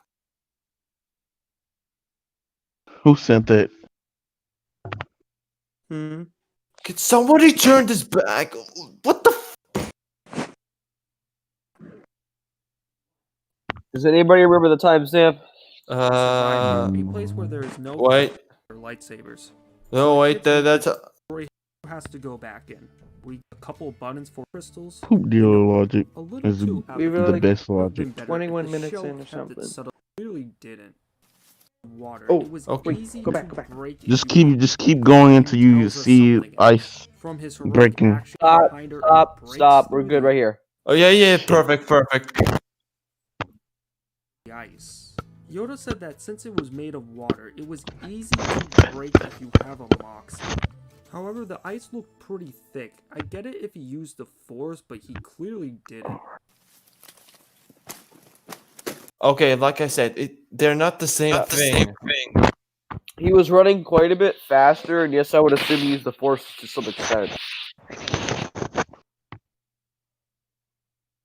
Okay. Then does a review of what they all learned. Okay, where did Replica go?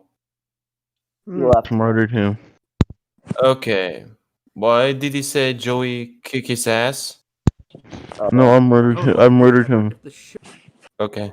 I'm at his house. I just stabbed him. subtle so we can interpret it instead. I'm starting to hate children. The episode commences with them on a Wait, ship wait, hold a minute. of what they all learned. It would have been better if the show kept it subtle so we can interpret it instead. Oh, shut up.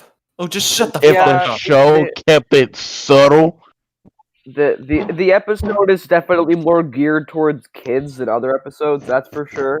yeah, I mean it's a kid But, show. like, It's I a show wouldn't for care. 12-year-olds. It's a show for throats.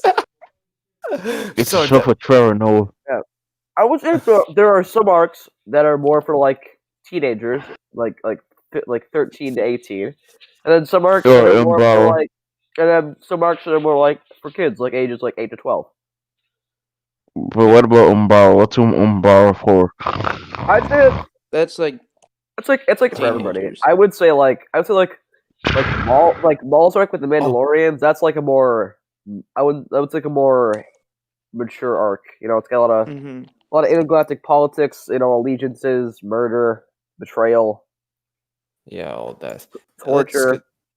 Okay, let's continue. Shit. Fear is anger. Anger leads to hate. Hate leads to suffering.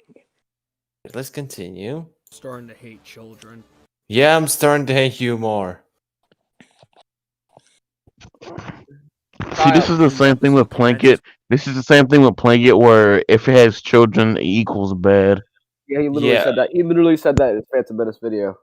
Yeah, I think that only people that say it are people that kind of want to strangle, that probably have beaten up a child because they were too annoying. With them on a ship back to Coruscant, Ahsoka walks into the room of the cancer's kid and talks about how they will construct their light. Did he say cancers? Or whatever. Yeah. Yes, he did. I don't understand that joke. David. What does he mean by cancerous kid? I don't understand it. Cancerous kid. Is the character bad? I don't understand it. Jesus Christ. Step away from your mic a bit. It's Dr. Hu Yang or Huge Wang. Huge Wang. His name is John Smith. Whatever. So the kids meet the droid, Huge Wang, who helps them construct their lightsabers. Huge Wang talks to Chewbacca and asks him how his lightsabers should be formed. It corrects him that he needs to feel about how his lightsaber should be created, not how he imagined it. How can it tell that he didn't feel anything from his previous statement? It's a robot. In space. You just said it's a robot, so you're obviously implying that he probably has like some type of language translation thing in his system. Yeah, so of course I mean, we would know what Chewie is saying. we He don't- literally said it's a robot. we don't know what Gunji said during that when he said that, so it's kind of up to the imagination, kind of like the real Chewbacca, or should I say the Chewbacca? But like, yeah. Flying towards the ship. Also, why is Hondo's ship a flying saucer? Yeah, I don't know why. Why not? Why not? Yeah, why not? It's like a mix between the Millennium Falcon like thing in the Old Republic. I'll say this: it would whoop the TLJ bomber's ass in a fight. No shit. Yeah. I mean, all we have to do is flop around, and Let's be the honest, bombers will fall. any ship in Star Wars except for like the bombers from TOJ would whoop any ship in Star Trek's ass. No Just like how In big they are. In space, easy to Hondo hit. and his crew are flying towards the ship. Also, why is Hondo's ship a flying saucer? That's such a boring design. It's the most interesting design for a Star Wars movie. For Star Wars. I want to know. I want to know if he was pegging while making this. What? I don't know. Whatever. We'll We'll pause. Star Wars immersion. They should have made it with a hull of a regular ship, have some cannons on the side, maybe some wings on the side as well. Give it. This is something an OT supremacist would say. It should be. It should be this, not that. It should be all of this. It should be what I want. It's what I want. Yeah. Thank you. That looks like a Viking ship without a mast. It should be all. It's just like look at that. It should be what I want. If it's not what I want, then it's bad. It's terrible. Yeah. Yeah, push the fuck up. Coding, voila. Anyway, Hondo wants the crystals because they're valuable and decides the board. It cuts back to the kids constructing their lightsabers. It's kind of noticeable the lightsaber crystals do look dull for something powerful and considerably valuable. Oh, shut up. I really hope he doesn't play that. I really hope he doesn't play that Obi-Wan line in No Hope. Please don't. I'm so upset right now. Please do not play that A New Hope scene. I Getting beg. back on track, Pedro constructs his lightsaber very quickly. After his creation, he said he could kill Grievous and all the kids started to laugh. I mean, he probably could. Huge Yeah, I mean, if Grievous didn't show up in Revenge of the Sith, they probably could with TCW Grievous. Yeah, they were probably gonna whoop that. I mean, he literally got beaten by Gungans. No. Gungans are overpowered. No shit. Gungans like Gary Stu. I don't really think that. I think this is kind of underestimating Gungans, really. Whatever. Like if he lost like the Ewoks, then I would be pissed. But like with the Gungans Gungans have the specific like weapon types in order to beat him. Yeah. So yeah, it is a little bit more justified. Huge Wayne comes over to analyze it and says Wait. he made a bomb, not a lightsaber. As the children are You creating made a their bomb? weapons like the incels they are, they get boarded by What the Hondo. Ahsoka rushes. Wait, he just called little children incels. This okay, so he doesn't know what the definition of incel means. Okay. Why does he think incel means like terrorist? Like they're like the opposite of terrorist. They just stay at their computer. No, all day. he just genuinely doesn't know what fucking incel mean. You can't call children that age incels. That's like No, calling a fetus an incel. Or some He's just making a stupid joke. or someone who has a girlfriend a simp. It's just so stupid. After his creation, he said So that's like a simp would say. Oh, shut up. I'm kidding. he kill Grievous That and means a all the simp kids start. confirmed. Fuck off. Let's get The simp. That's why he wanted us to. That's why he wanted to show us the Raylo porn. No. You're stop. a simp. Yeah. He's a You're a simp. You're a simp. Hey. Dun, dun, dun, Ah. dun, dun, simp. He's simp Daisy Ridley. Shut up. Okay, whatever. Let's Oh, continue. yeah, by the way, I just want to say, go on Google Images and type in Daisy Ridley Sophie tour. No. Please, I fuck mean, no. he probably could.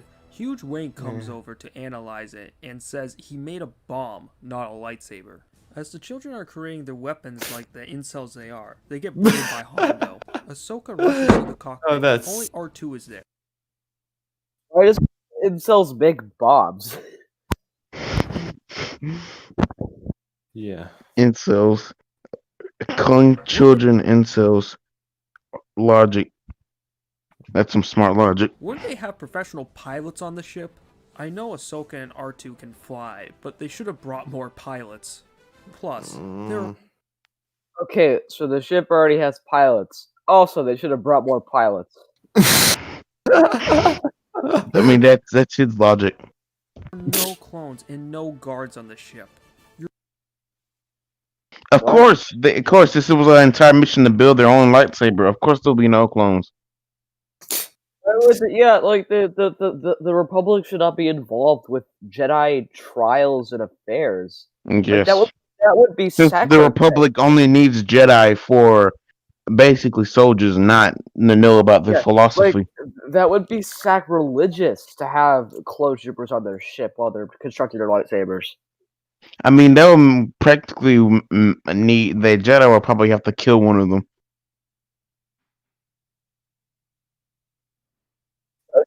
They would not have clothes on their ship. You're going through space to train future soldiers without them being protected.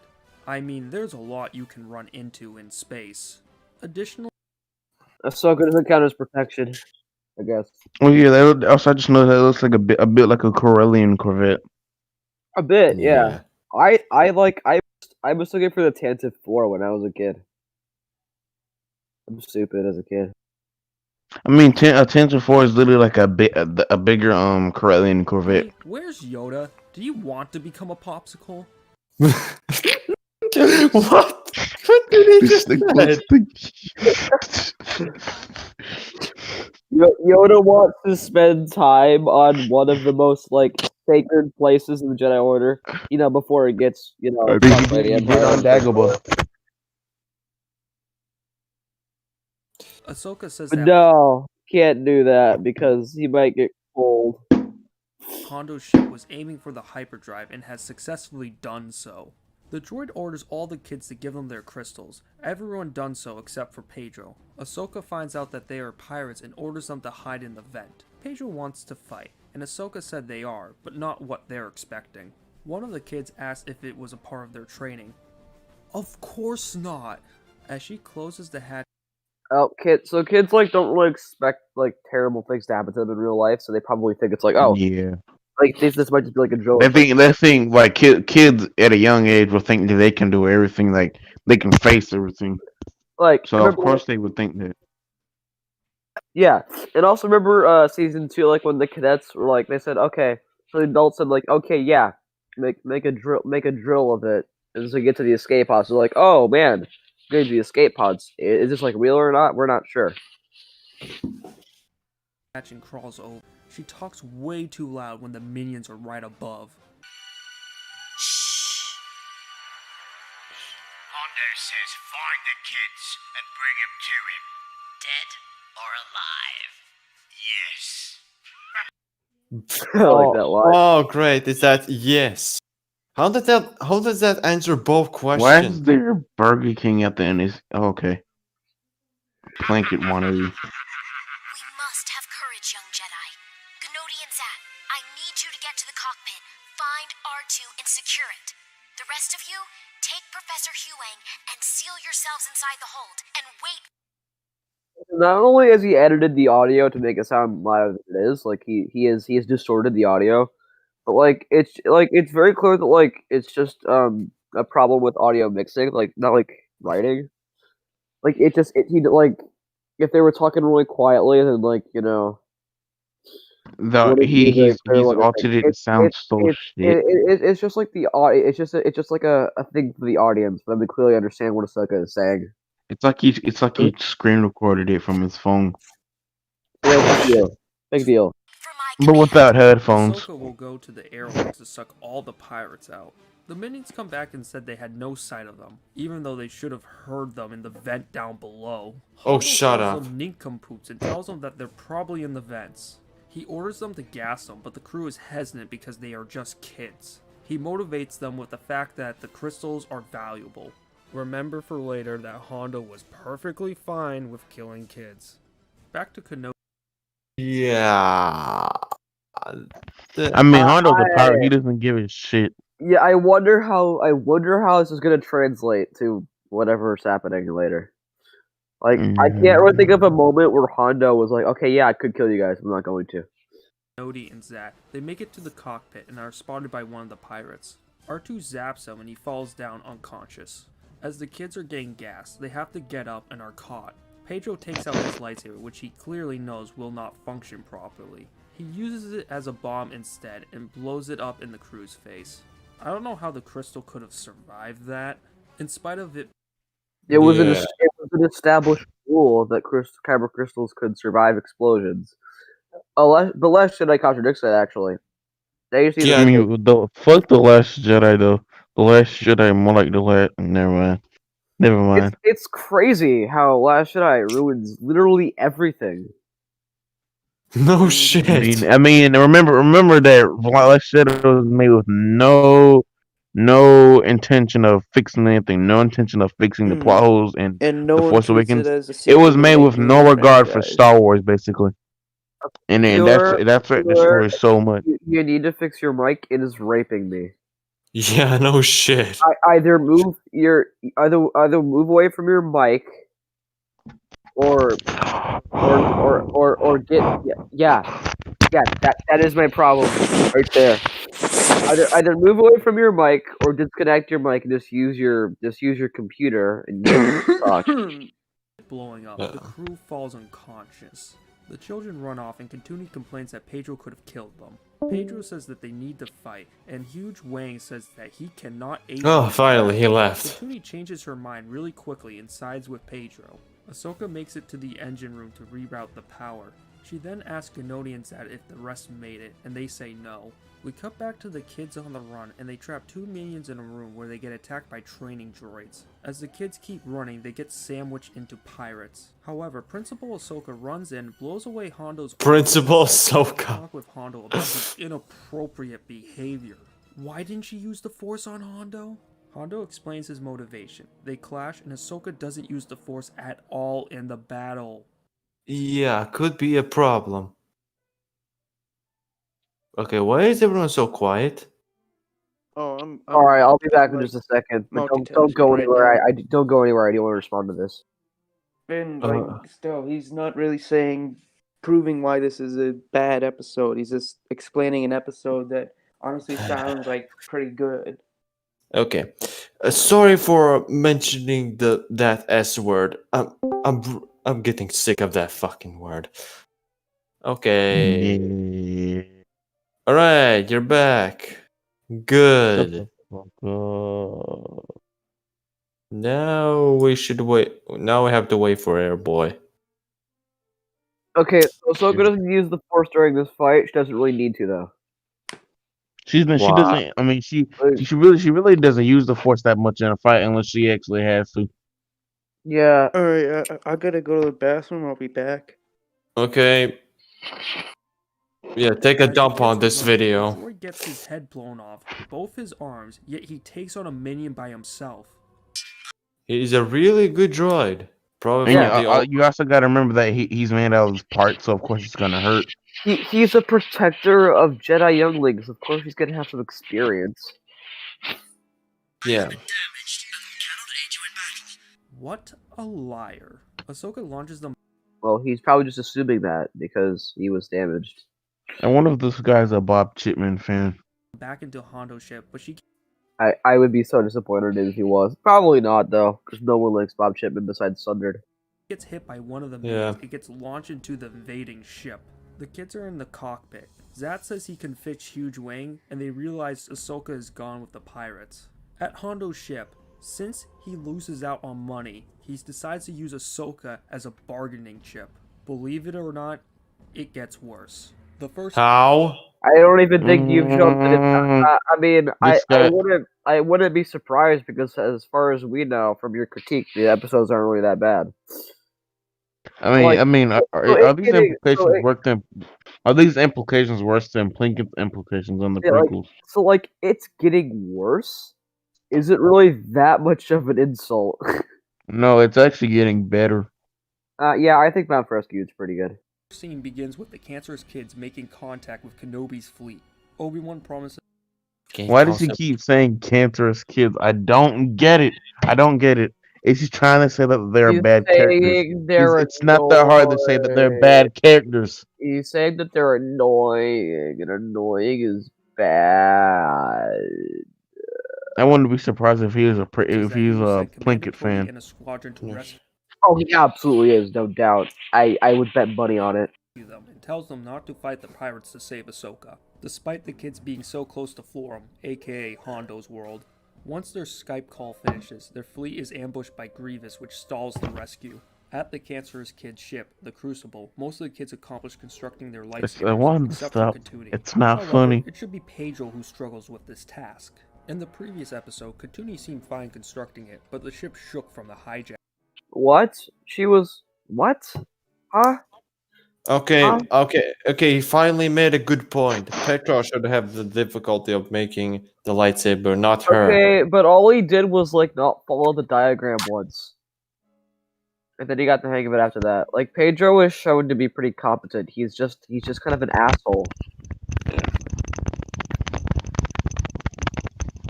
Stop it. Who's doing that? Shit dealer. Oh, he left. Jacking. Plus, it wasn't successful at it last episode. Since they It's only because he was kind of being arrogant and stupid. Not really stupid, just like, oh, I don't need to follow the diagram. I already know everything. But then after he instructs him to follow the diagram, it's not really that big of a deal. We've been waiting for a while. What the fuck happened? I don't know. Pedro thought they might as well rescue Ahsoka, while Katuni thinks the opposite. They have a vote, and Biff and Chewbacca side with Pedro. Then Zat and GAWD come in to announce the ship has an issue. The filter.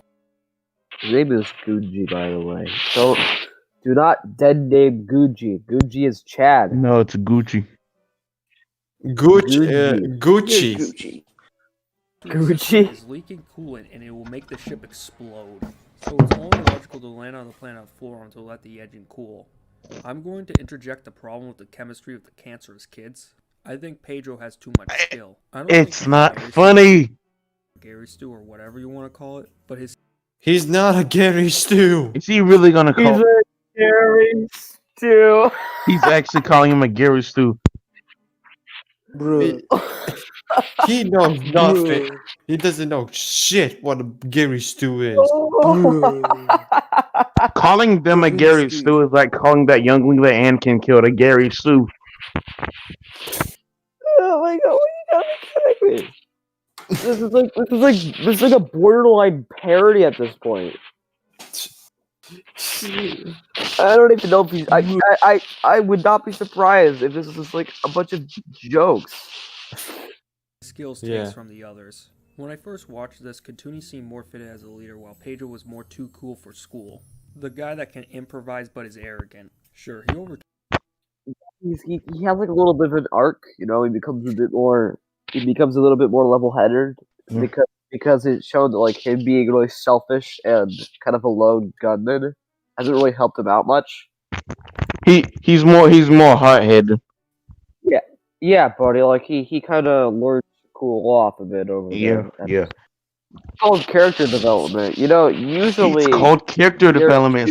Something that the people in the characters in the sequel trilogy don't have. selfishness, but that shouldn't develop him into a leader right away. Versus Katuni was already the team. Yeah, but Pedro takes a lot more charge, whereas Katuni's kind of like more like Katara, where she's like, "Oh yeah, you know, we gotta be careful, guys." Like Aang's the leader of the like I would say like Katara. Katara is definitely more responsible than Aang and Sokka from Avatar: The Last Airbender. But I think Aang and Sokka still make better leaders. Well, definitely Sokka, but I don't know about Aang. Aang more like get the funny. He can seemingly wield a lightsaber better than the rest of the kids. He's the leader with the quick wits as well. Plus, he can survive for nearly 3 weeks without food. It's pretty impressive. Oh my god, he's trying so hard to call him a Gary Stu, but he can't think of anything. He was just joking around with that one, but if he's not, he was making a quick-witted response. But the focal points of the group are clearly Katuni and Pedro. Cancerous Katuni kids seems is a not little too funny. weak compared to Pedro because Pedro can do too much. He needs to be nerfed. In 20 Nerfed? Why? You like basically. So this is what I think people think of like Baller, where he says like this kind of thing. It was like, oh, Baller just names a bunch of things that happen, and then he says it's bad. Like this is exactly what you're doing. It's like you say, oh, Pedro knows this, this, and this. He needs to be nerfed. It's like, It's some what High Top Film says in his Far From Home review. Who just says he's tired of seeing this. Fuck his Far From Home review. 21 Jump Street. Jonah Hill was the brains, while Stop Shannon Tatum was pausing the it. bronze, and it was evident that they had great chemistry. Back to the episode. At Forum, What? Oh, whatever. Hondo is with two wrinkly women holding a... Wait. Okay. Those are 3 drunk guys. 21 Jump Street. Jonah Hill was the brains, while Shannon Tatum was the bronze, and it was evident that they had great... Okay, why that aspect ratio is 4:3? What was some kind of weird addition to this movie so it looks more like that TV show episode of that TV show? I don't know. Chemistry. Back to the episode. At Forum, Hondo is with 2 wrinkly women holding Ahsoka hostage. No, that's just how the alien that like Hondo's species looks like. Yeah. Women? Yeah, they're women. There might be. Just look at the breasts. You get to look at women. Oh yeah. God damn it. Actually, in season 1, episode 11, actually, I think there's actually kind of like this funny moment where this there's like this female bartender is like serving the guys drinks, and one of them tries to grab her ass. Really? Fuck it. Yeah, but it's like off. But it's like it's kind of like off screen, so you know it's like it's you know. Yeah, it's the. It's a very you just use the screen? moment. Okay. Ahsoka tells Hondo that he should let her go or else. Of course he disagrees because he wants to sell her to make money. Wait, what? My question is, if he can't sell Ahsoka to the Republic or the CAS because of his prior incidences, then who can he sell her to? You kidding me? You've got to be fucking me. Sex Are you trafficking? retarded? I mean, yeah, he did. Yeah, he is. He is retarded. Oh yeah, the Republic and the CIS are the only people you can ever sell a Jedi to. It's not like there's a black market in this galaxy of Star Wars or anything. It's not like there are merchants in every single fucking corner. You of want to be like you really wouldn't be able to sell a Jedi to anybody else because the Jedi will be able to free themselves quickly. Sell her to fucking Zygeria as a slave because you're still like Nigeria. Zygeria. Sell her to go to Tatooine. Sell her there. Go to fucking anywhere. Since she Go to the Coruscant underworld, even. You know what? Just go. Come on. knows the Force, who would want her as a sex slave or as a slave of any means? How old? I mean, you know how? Does he know? I know a lot of Ahsoka shippers would like her as a sex slave. I mean, how old is Ahsoka though? She is 16, I believe, in this season. Weird. Let's just continue. It would be dangerous to have her around. So Hondo taunts her and we get back to the space battle. The battle looks cool, but those Republic ships emulate regular jet fighters. Oh, come on! X-Wings did that as well. You fucking dumbass. That's the whole point. Oh my god, he's Oh no, it's retarded. Why couldn't they make it something that belongs in Star Wars? Anyway, Grievous. He doesn't even. He's not anyone to judge what should be in Star Wars. Oh He doesn't even know that the inspiration for X-Wings and Y-Wings were fighters and bombers from World War II. Oh my fucking god. And the inspiration for ARC 170s and the Z90 headhunters, which are in the show, are jet fighters. Why is the quality so bad? I don't know. What's wrong with your friend? The quality of this footage or the quality of this video?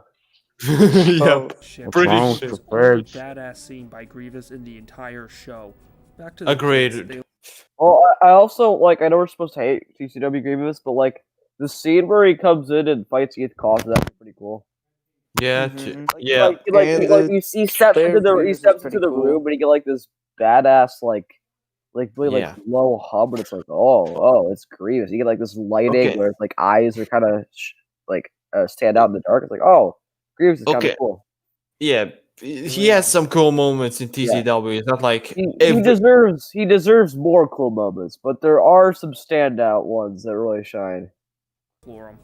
Zat tells R2 to fix the droid, and Pedro orders GAWD to stay with the ship. She gets mad at him, but reminds her that she was the only one that played Combat Flight Simulator. Oh, shut up. You stay with the ship. And who put you in charge? Why does he have to keep putting the video like this? Okay. Now I'm in charge here. Your mom. Fellow tumors stop the carnies. Pedro asks if they're on the carnies. Way to the pirates' That's what you call people who run a carnival. Mustache Man replies with a yes. Mustache. I mean, it's.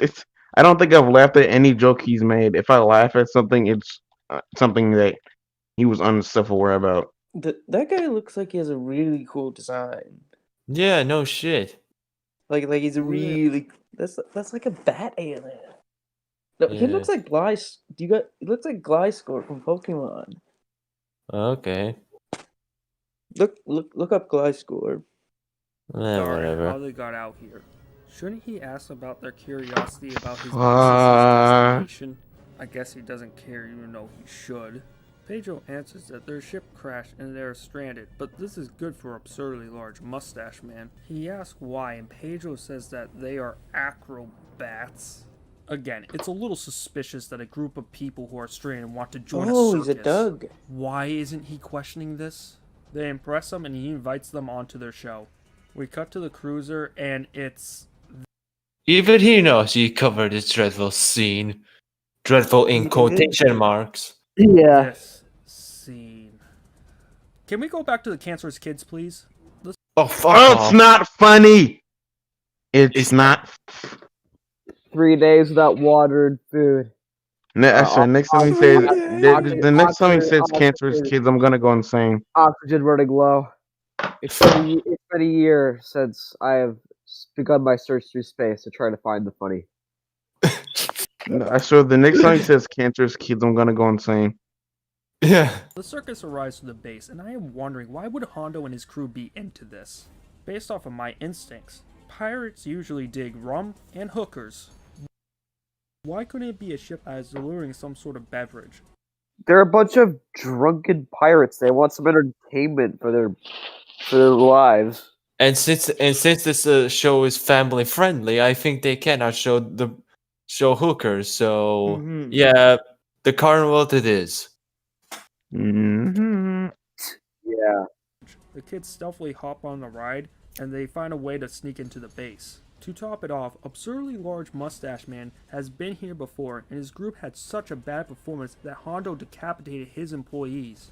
Alright, Holy 3 things. shit. Why would Hondo bring the circus back if the last time was so bad it was worthy of execution? Wouldn't For he fun. decapitate the absurdly large mustache man as well if it...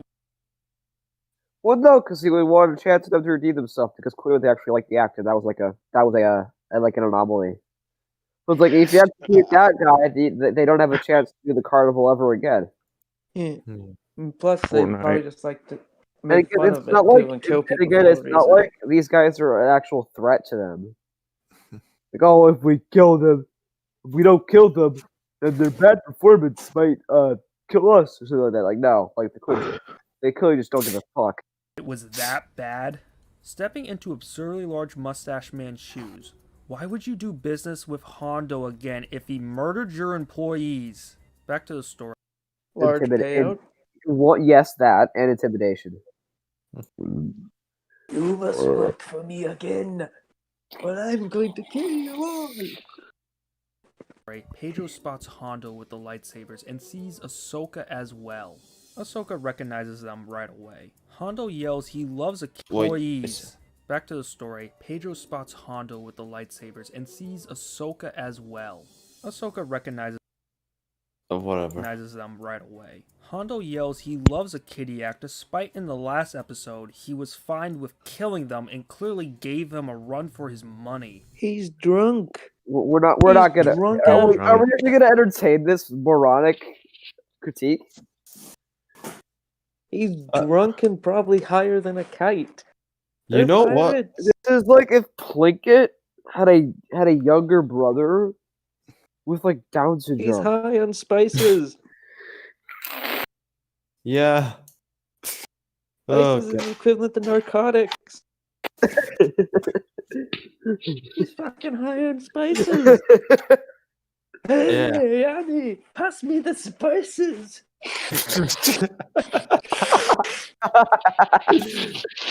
Oh yeah, let's They make him continue. a part of the act and he joins in.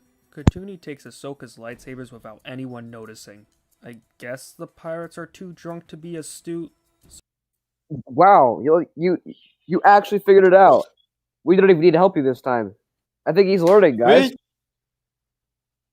Barely. Just barely. Is this his redemption arc? So Hondo stands on a plank as No. Big jump down to launch Hondo in the air. Hondo has a crash landing. Katuni sneaks behind and releases Ahsoka. Then Ahsoka and her young tumors leave with a tank as blaster shots go over. Now we their call them young tubers. At least he found a new name for him. Like, yeah, he's getting better, guys. We're doing it. Ahsoka Calling was them happy with tumors makes him look worse. them, even though they didn't follow orders. She said that herself learned from her master to bend the rules. Pedro calls GAWD to get the ship, and the episode ends, but not the arc, unfortunately. A necessary bond, and shows Jack Sparrow. Why?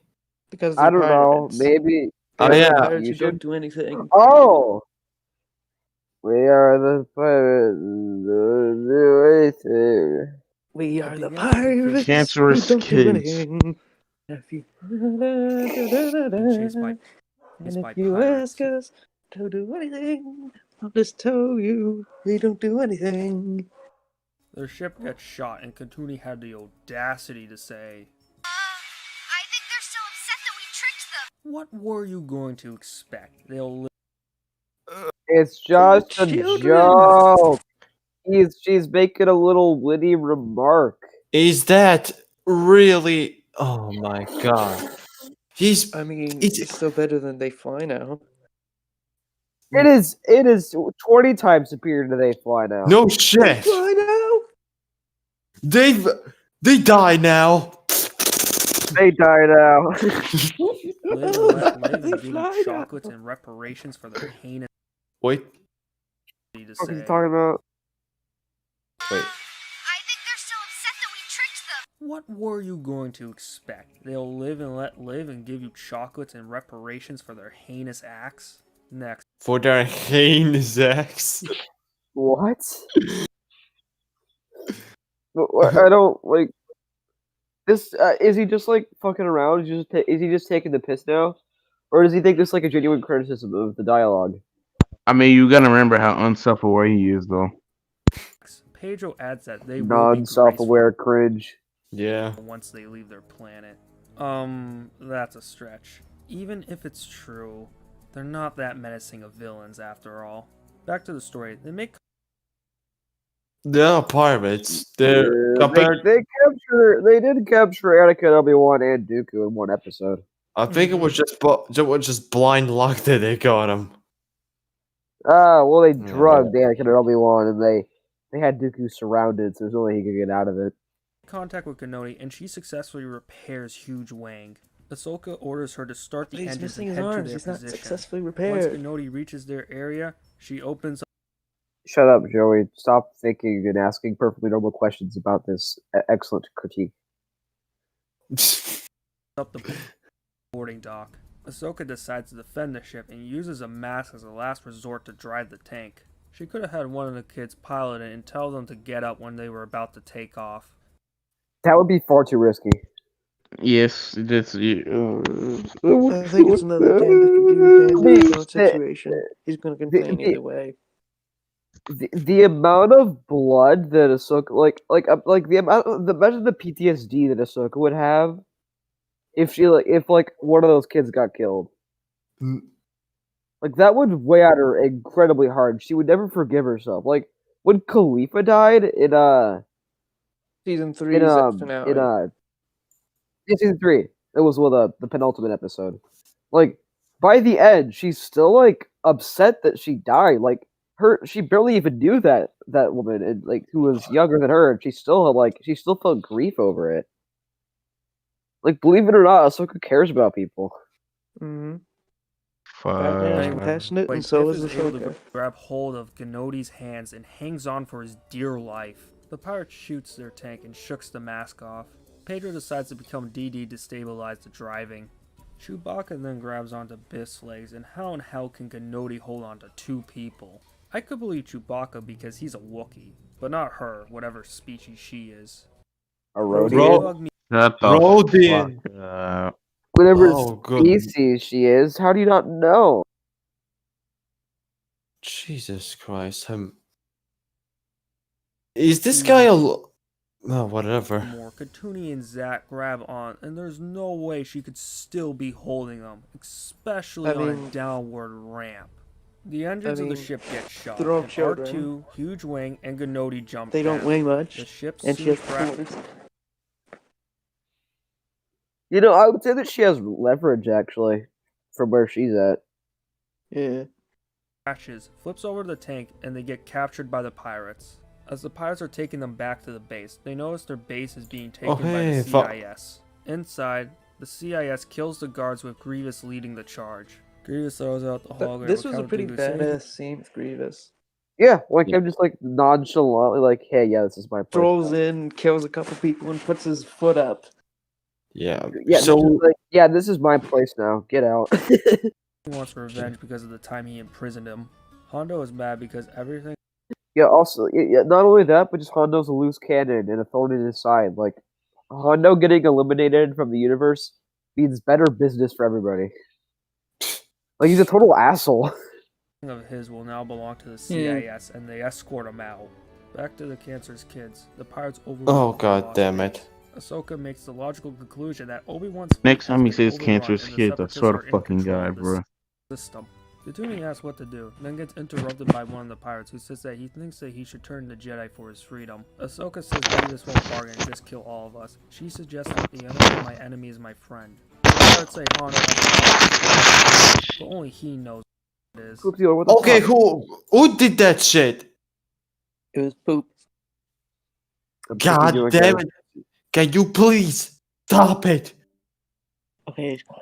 I didn't kill Which him. leads to them getting in the base to rescue Hondo. Once again, evil goes against evil. I don't mind this in storytelling, but it's a little damning it happens regularly in the show. No That is like a common theme with Star Wars. Evil always fights evil because evil isn't unified. Yeah, okay. Yeah, Like the rule of two, the Sith always end up killing each other. yeah. That's a common theme in Star Wars. Come on. Ventress vs. Dooku, Ventress vs. Savage, Maul vs. Deathwatch, Deathwatch vs. Deathwatch, Maul vs. Palpatine, Bounty Hunters vs. the CIS, Bounty Hunters vs. Bounty Hunters. This makes evil look powerless. Now, if they're Yeah, it's like What? this. Okay, it's like Decepticons from Transformers Prime, which they. Okay, well, Yeah. well, they always try to backstab each other, like Starscream or Arachnid. Yeah, this is really Yeah, stupid. it's like no wonder Megatron uses more Viacons because he's normal. Well, okay, whatever. We're going off track. Yeah, I don't. Why does it make evil look powerless? Like evil can't. Evil's like if evil was unified, yes, they would win the galactic conflict, but they don't because the Republic wins. I don't like. Okay. allied with each other, it's a different game. The show really displays it, and when they do, it doesn't last long. Back to the Why is this bad though? Yeah. Oh no, I swear, I really hope he doesn't say cancerous kids again. Spent 3 days without food and water. Cancerous kids. Oxygen's running low. Spent an entire year going to space looking for the arguments. R2 brings in a tank to act as a diversion. The stick droids ask for its ID number. R2 dodges the request by insulting the stick droid, which distracts the guards from the Lazy Town crew. Also, the stick droid doesn't ask for its ID number a second time. Lazy Town crew? I don't know. Okay, whatever. Let's continue. They somehow get by all of them off screen mostly and make it to Hondo's cell. Hondo is flabbergasted by the fact that the Jedi came back to rescue him and thought that there was something else to it. They explain their motivation and Hondo tries to cover up his secret fleet. They already know about his secret fleet. Hondo is mad at his men for a second, and then he stops caring. Hondo lacks fate in the Lazy Town crew, but Huge Wang interjects that this— Why they call them Lazy Town crew? Because it's funny. Because it's funny. Do you get the funny? Because it's a reference. You get the funny? Reference to what? That show that I don't know, but Lazy it's Town, funny. Yeah, it's I don't know.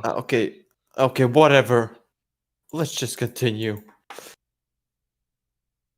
Okay, who paused? This is the best batch I'm not of even enemies touching he my has screen. seen in over 1,000 generations. That's a little absurd for kids who aren't that mature. All the kids display— What? He's not. What the? Who the fuck? I just. What happened? Oh come on! What happened? Today is a new day. He likes kids.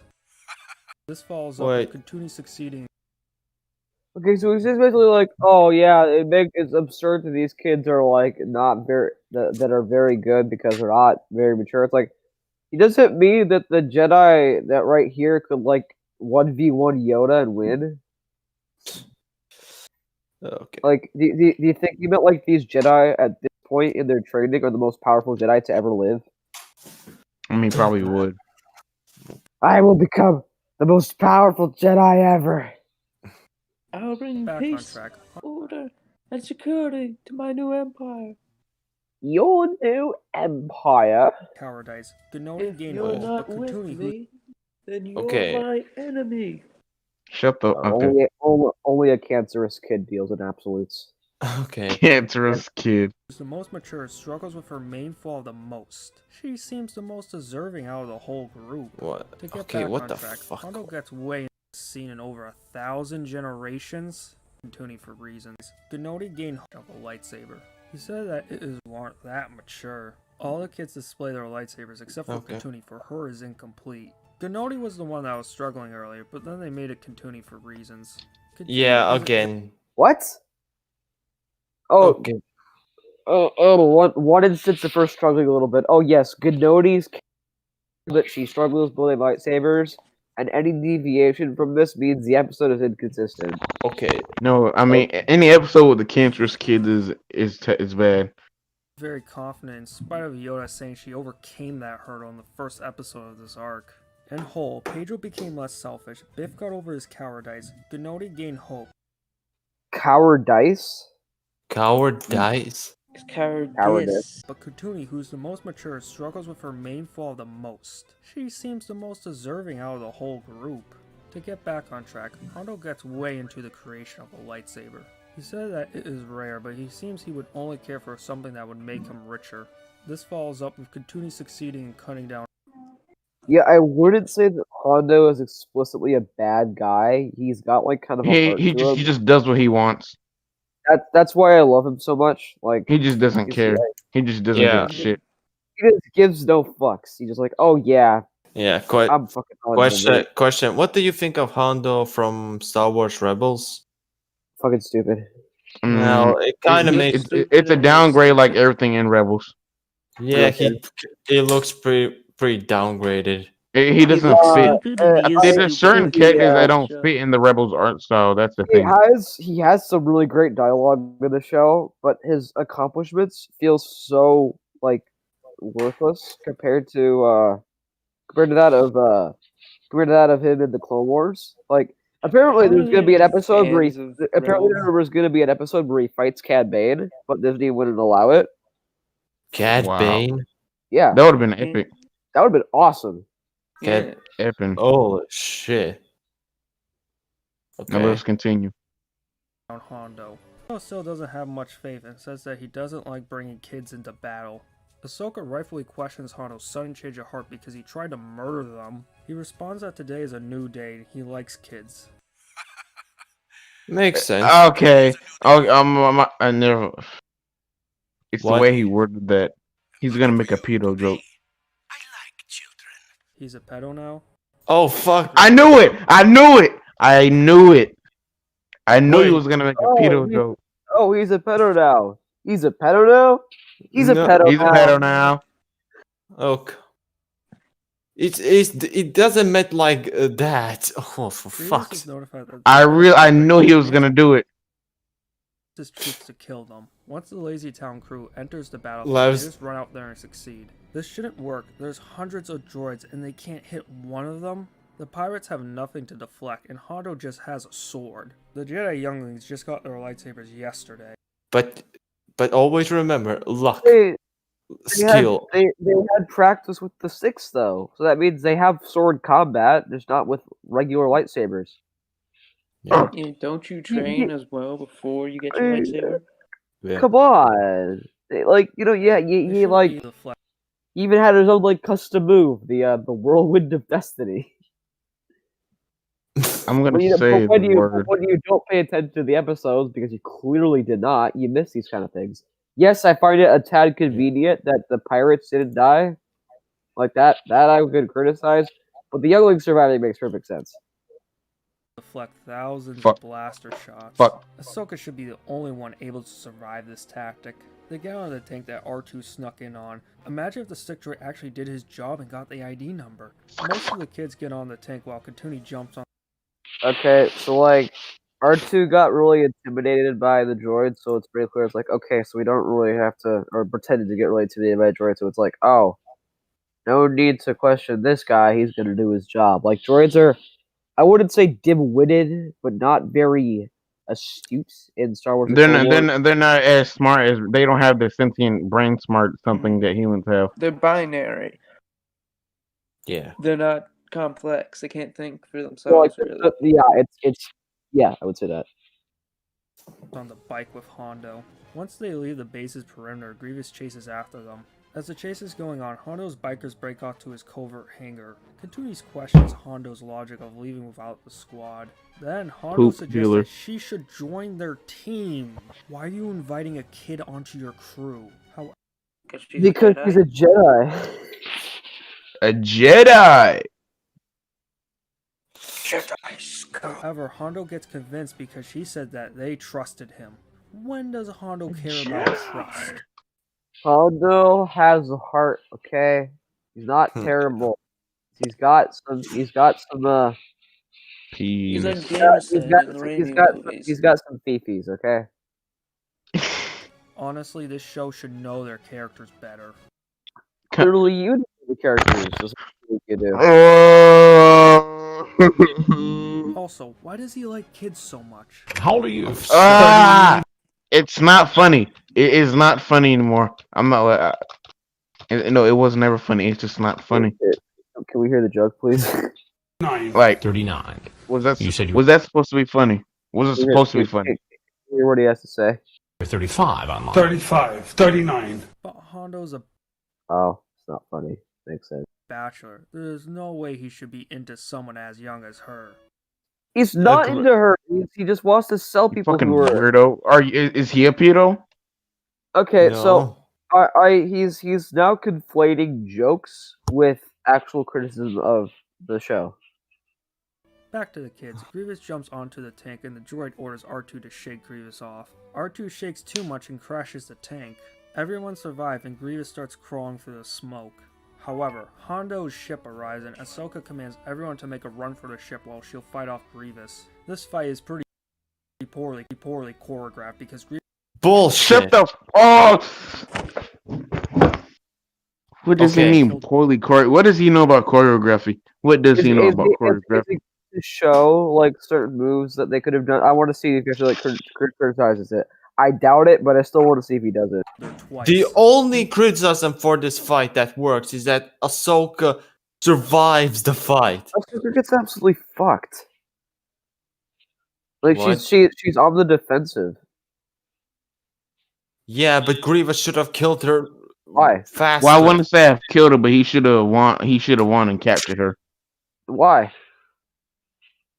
Nothing. Let's just I'm saying she's playing really conservatively. Like she's not like engaging with him. Oh up yeah, and I gotta remember he did. She did force push him like hard into to a rock. Yeah, there's also Okay, the fact Hondo's ship arrives you and got a Ahsoka point. commands everyone to make a run for the ship while she'll fight off Grievous. Which would This have fight is gave her the upper hand. I want to hear what he says about the fight. pretty poorly choreographed because Grievous could have killed her twice. And please don't tell me he's a guy who toys around. He's the guy who toys around. Yeah.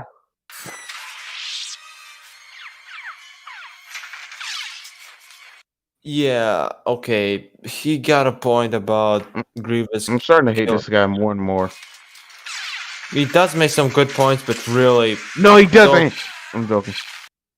Okay, Tell me at least one good point he made. So he just like he just fucks around with this guy. He could have pulled out his 4 lightsabers and instantly killed him, but he just decides to fuck around with him. That's him toying with his opponent.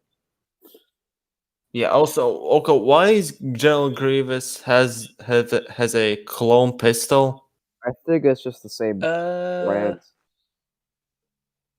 I mean, he could have So stolen it it's an from one. enemy. He's killed That's quite a, I mean he's that is killed, something that he's killed even he's killed quite a few clones over the course of the series. It seems like, oh look, a gun. I want that. Yeah, Either that or it's an animation error.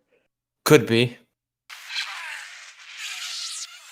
Right before Ahsoka jumps on the ship, you can tell they move Grievous back during the second cut. They do this in a lot of media, but it was way too noticeable here. I picked it up on my first viewing. She jumps onto the ship. You can tell they move Grievous back. Oh my god. Which shot is the first one? Which shot is the second I one? believe Fortnite. the one on top is the second shot. He moved like a couple inches back. Big fucking deal. That's not even valid. In a lot It changes nothing that he gets moved a bit back. That's a very slight animation error. Big whoop. of media, but it was way too noticeable here. I picked it up on my first viewing. She jumps onto the ship. Grievous autistically screeches and gets shot at. Once they get Did you onto say the Republic autistic? cruiser, I don't get it. Hondo is asking for a lot of reparations. Since he doesn't get it, he leaves an unappreciation in spite of his previous acts against the Republic from the prior episode. He has done acts against the Republic before. I'm surprised he... I believe but he gets a pardon for like delivering these children back. Like that's the whole point. Deported. Yeah. gotten some form of punishment. Hondo and Katuni nod at each other. I would care about this heartwarming moment if it was developed.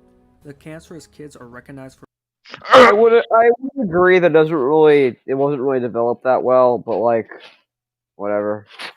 For their heroics. Huge Wang brings up that this reminded him of the time Yoda was a youngling. A much more interesting story than this one probably, and the arc concludes. The next arc is something else. Shut the up! Liquid Squad arc questioned whether I was in hell. Oh no. You're getting The previous arcs he brought up didn't even seem that bad. They just seemed like average at best. Yeah, they just I seemed would like average at worst episodes. I would say that like if we were to take all of his criticisms as 100% true, like they don't. I don't even think we could assume that they're bad. Hell. So let's get this over. But like we've proved most of them wrong. I would say that they're all like I'd say they're all just like decent, like the ones that he named, you know. Yeah. But if all of his criticisms are true, if they're like only just meh. Yeah. Starts off with a stealth mission being debriefed by Mace to droids on capturing this. Oh, but remember, guys, these are the absolute worst episodes of the entire show. Well, they're not. It's just that many people think. Oh no, that's what he's saying. Like these filler episodes are like Who did that? Who did that? That was my fault. Sorry. Like that basically basically he claimed that these are like the worst of the worst of the bunch. But like even again, if these are the What? Can you repeat that again? Like if these are the worst episodes, then that must be pretty good for the show overall. Yeah, like yeah. Module. What I don't get is, shouldn't a mission be programmed to the droids, not told to them? Next we meet our no, they're dynamic thinkers. I'm a Fortnite player. first protagonist, Whack. He comes in late and interrupts the meeting. Not very disciplined for a droid going on a military. Okay. Shouldn't a mission be programmed to the droids, not told to them? Next we meet our first... Okay, is that Captain Fordo? No, Fordo No, never. that's Neo. Fordo never appears in TCW. Never. It kind of looks like Phase 2 It's Commander armor. Neo. Fordo has Fordo has J guys, something only Fordo and Captain Rex have. Oh yeah, sorry, my bad. Also Commander Blackout in this show. The stealth ship pilot. Yeah, okay, I'm just a fucking idiot. Yeah, you are. I'm joking too. Neo. Yeah. He comes in late and interrupts the meeting. Not very disciplined for a droid going on a military mission. That's kind of the point. I don't know what to tell you here.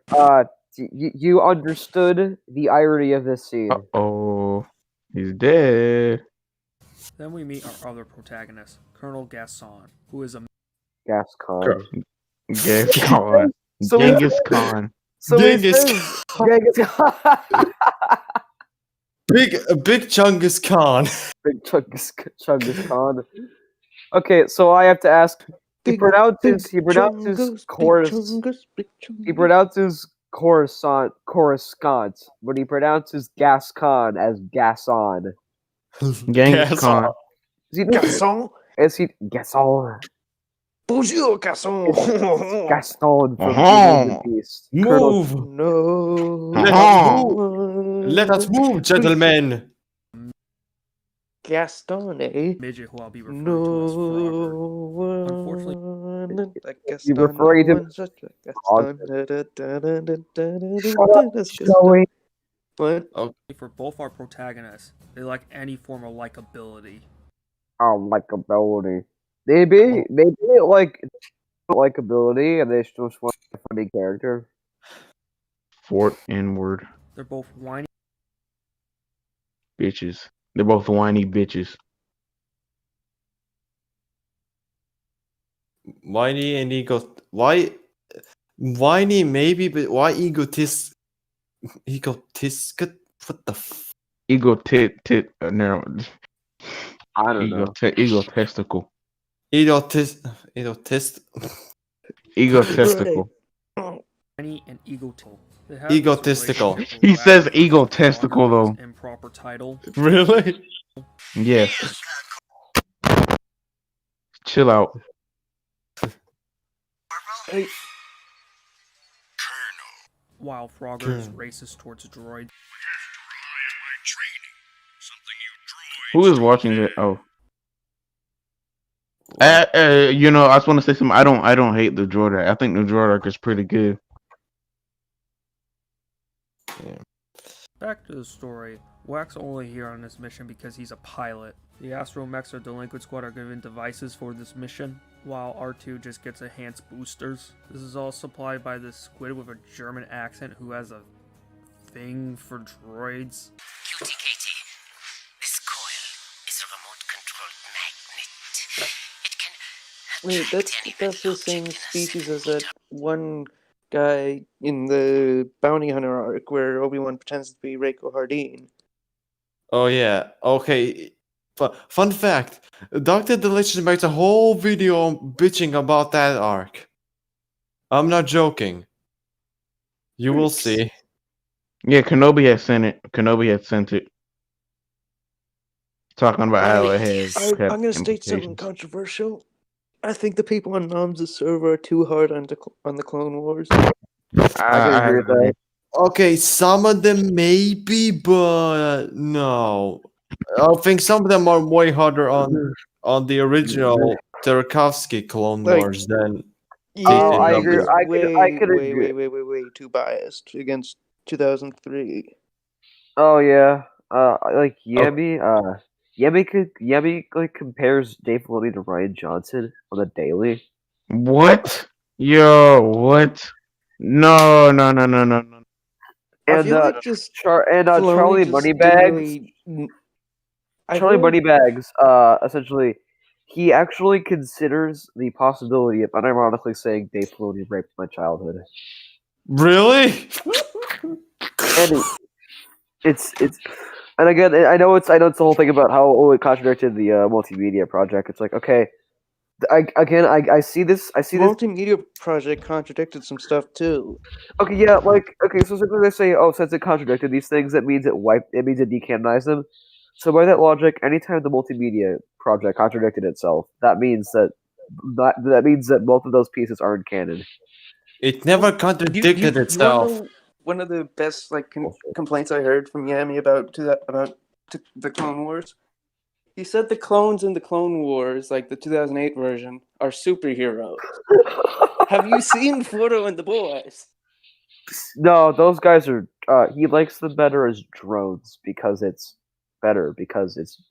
I don't know. It fits more with the movies. Not really. Well, look at You can't Cody. say the clones in the Clone Wars are superheroes, but then be okay with Frodo and the boys running up walls like they're in the Matrix.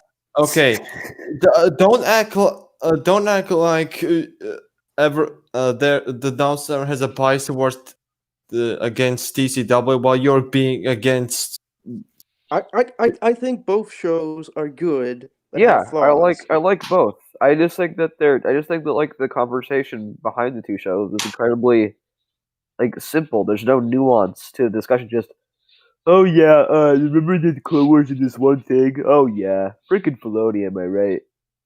Okay. There's As long there's no like any A kind of. lot I of the mean, criticisms applied to the Clone Wars can also be applied to 03. okay. Okay. and I would also say vice versa. You know. Okay. Okay. So okay. Thank God Coolman is not here or Grant Harper on this. You know, I like Gendy Wars, but I don't think it's like this. I mean, I think I think Fort Boss for the best. I like the show. I just don't think it's this godsend made from the hairs of angels that dunks Filoni to low hell. It's No. not. It's not that Just because impressive. it's a different form of media doesn't excuse everyone being overpowered. Yeah, I would say that's like probably my biggest issue. It's just like the overpowered nature of 03 just kind of turns me off. Oh, whatever. Is that Steve Blum or is that Tom Kenny? Wait, that's What? really Steve Blum? It kind of sounds like Steve Blum. Steve Blum voiced a lot of Rebels characters I know.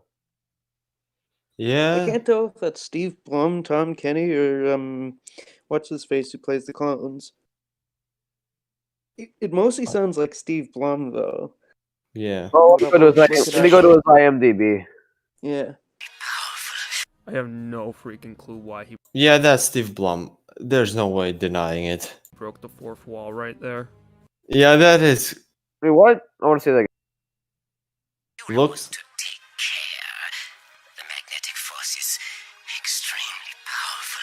I have no freaking clue why he broke the fourth wall right there. I don't On think their he way broke the retrieving fourth wall module right from the there. CIS Looking at the cruiser, camera in a film Blackwater is was a good idea. pretty common. He also has like 5 different eyes. Yeah. Alright, let's see here. Actor. Star Wars. The Clone Wars. Where is it? That's the Forge. Oh yeah, we gotta go all the way down to 2008.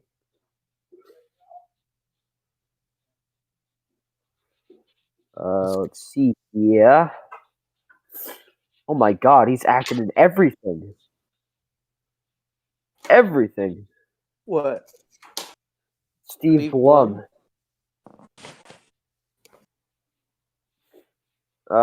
Looks like he's. Looks like I don't know. Looks like he's not listed or something. I don't know.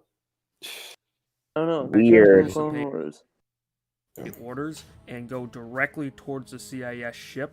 Once they land on the hangar, the Oh, stick he droids was escort them out for he was in questioning. Last of Us Part 2. What? He was a voice actor for Last of Us Part 2. Fuck me. Oh, Steve Blum, why you gotta be in so many bad things? The Liquid Squad ambushes one of the guards. The other stick droid Oh, it notices wasn't it. him. Does It not was shoot C. at Bradley them and Baker. It wasn't What? Steve Blum. Oh. immediately. Why? Frogger orders the droid C4 to make a power outage happen, but it fails. Frogger finds out that super battle droids are approaching their position. Whack begs to be a diversion in the most obnoxious way possible.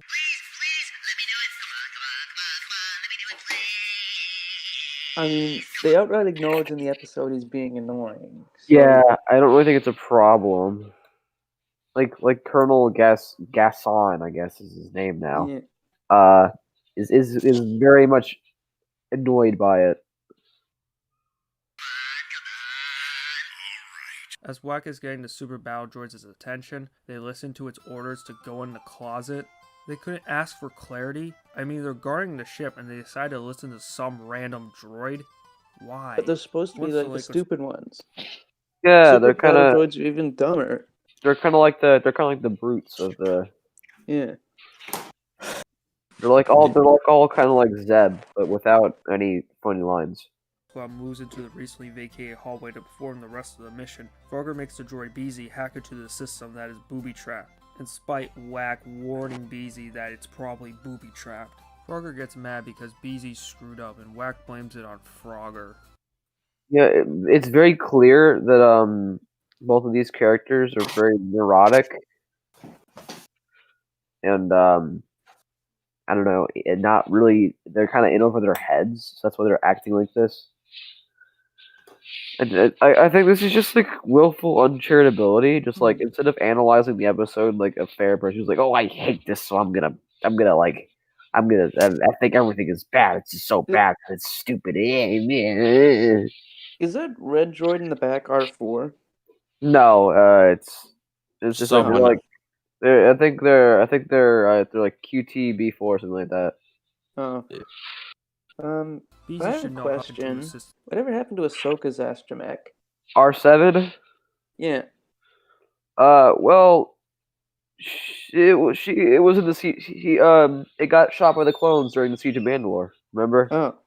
Yeah. Like when they say, "Oh, blast those dirty droids," and then they open fire on it. System to avoid a booby trap. However, doesn't exactly know what to do, and the red droid QT says he should do it, even though that's probably impossible. He says another droid should try. They continue into their argument. We find out that Frogger has no infield experience at all. He's just a strategist. During their nonsensical bickering, R2 opens the door. Once Frogger finishes giving his orders, Wack gets mad that they aren't getting enough respect by being called disrespectful names, like Cyclops, but Wack also insults him by calling him Shorty right afterwards. It's the military. You're not supposed to care about being treated nicely, especially if you act as if you're a 10-year-old. And plus, if you act like a 10-year-old, you shouldn't even be in the military. As the audience, we're supposed to feel bad for this droid, even though we had no emotional connection to it at all. I don't think we're supposed to feel bad for it. I mean, maybe I forget the episode. Maybe that's how it was framed, but like kind of just seems like we're supposed to be like, oh, this guy's like lying on the floor, while everybody else is like just arguing over him. Like it's kind of supposed to be like kind of comedic. But that's just how I saw it. What do I know? The commander and his combat droids. The MacGuffin? McMuffin. Okay.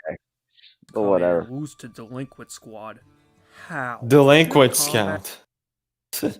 He's asking how, but it very clearly shows how they win. But whatever. Droids be more apt in this situation than maintenance droids. Just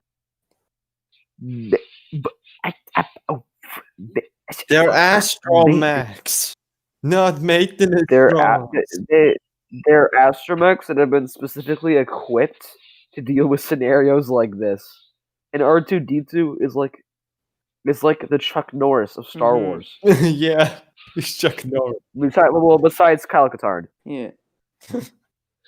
These dudes, R2D2 is a beast. that droid should have been able to kill him. They accomplished the mission. Yeah, okay, whatever. I think it's like again, this is like the parody. Like this is like the parodies that me and Stein make up. I hate to pull a Mauler, but I think that guy has bad aim. 0 out of 10. Bad episode. BZ. As they are leaving, the security alarm goes off and they just walk past the guards. Assumingly, there is no information given about who caused the trouble. Plus, it's a little suspicious that a bunch of maintenance droids are coming from the same direction of the incident, due to the fact of They were already pretty far away from it, I believe. Yeah. You know, montage, you don't really know how far they are from it at that point. Yeah. Also, again, droids aren't very astute. They're not very, we have another not very 16 minutes. clever, dynamic. For me, it looks like 14 minutes. Yeah, 14 minutes, Joey. Oh, right, So- 15. And I would assume that like a minute of it is just him talking about his Patreon. So 13 minutes. We're almost there. Yeah. by the CIS, Delinquent Squad gets off the ship. Next episode. They're on Sunny their day way in back the to void. Coruscant, and they Okay, fix Beast. I know people really hate Sunny Day in the Void, but honestly, I really love it. Yeah, me too. And- I and really it's- love and the title of It's it. also, yeah, I like the title of it too. I think it's George Lucas's favorite episode in the entire Clone Wars. Maybe, I maybe it was, know- I supposed know to be that- like a funny episode. I know this arc is his favorite, but I'm also pretty sure that A Sunny Day in the Void is his favorite episode. But like, yeah, I mean, like, I really like the camera work in the episode. It's really experimental with how it films the the characters. Like I really like that. Is this the episode with Gregor? No, that's the one after. No, it's Oh. yeah. However, a comet store comes in which can destroy their ship. How does The comment store looks really beautiful, actually. It's really well animated, actually. Wack not see this coming? Shouldn't he avoided it on his way there? One of the parts of the ship gets damaged and the astromechs have to go out and try to fix it. To top off Wack's resume, he doesn't know ship terminology, even though he's programmed to pilot. We need the primary motivators reestablished now. Forget that. We need the engines to come on. That's what I'm saying. Once R2 turns the engines back on, Okay, I'm assuming that they are two different things, but like they're connected to each other. And again, just being a pilot doesn't mean that you know the components of a ship. Whereas someone with a lot more book smart, like Bieber and Scott, would understand it more than he would. Like again, this is kind of like the Ray argument in reverse, where it's like just because Ray knows how to fix ships doesn't mean she would know how to fly one. back on. The ship accepts and the droid almost flew off, but they form a Congo line of their suction cups and live to tell this awful tale. As it goes on, they What? I'm surprised you didn't bring up the parallels to the scene in episode 1. And say like, oh, it's a ripoff or something like that. Holy fuck. Or maybe he just like blotted the prequels out of his mind so he doesn't really get the reference.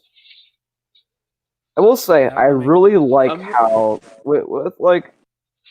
I really like how Star Wars: The Clone Wars handles its like referential homages to the other Star Wars material. Like a lot of really well placed fan service. I wouldn't even call it fan service. I would just call it in-universe cohesion. make an emergency crash land on a Soon, EFAP 101 is starting.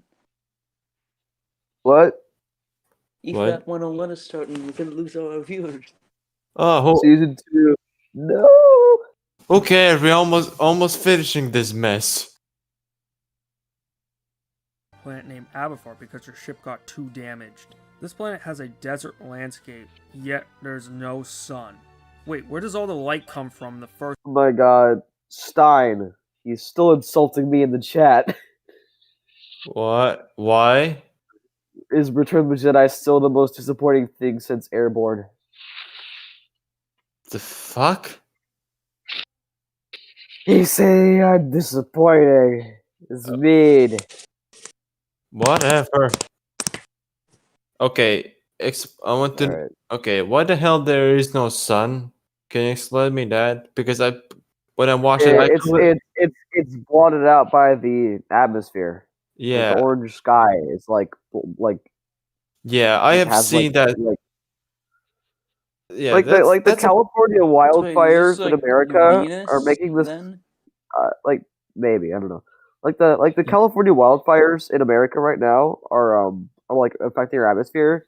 So the sun looks a lot like more faded than it does usually. It's not as bright.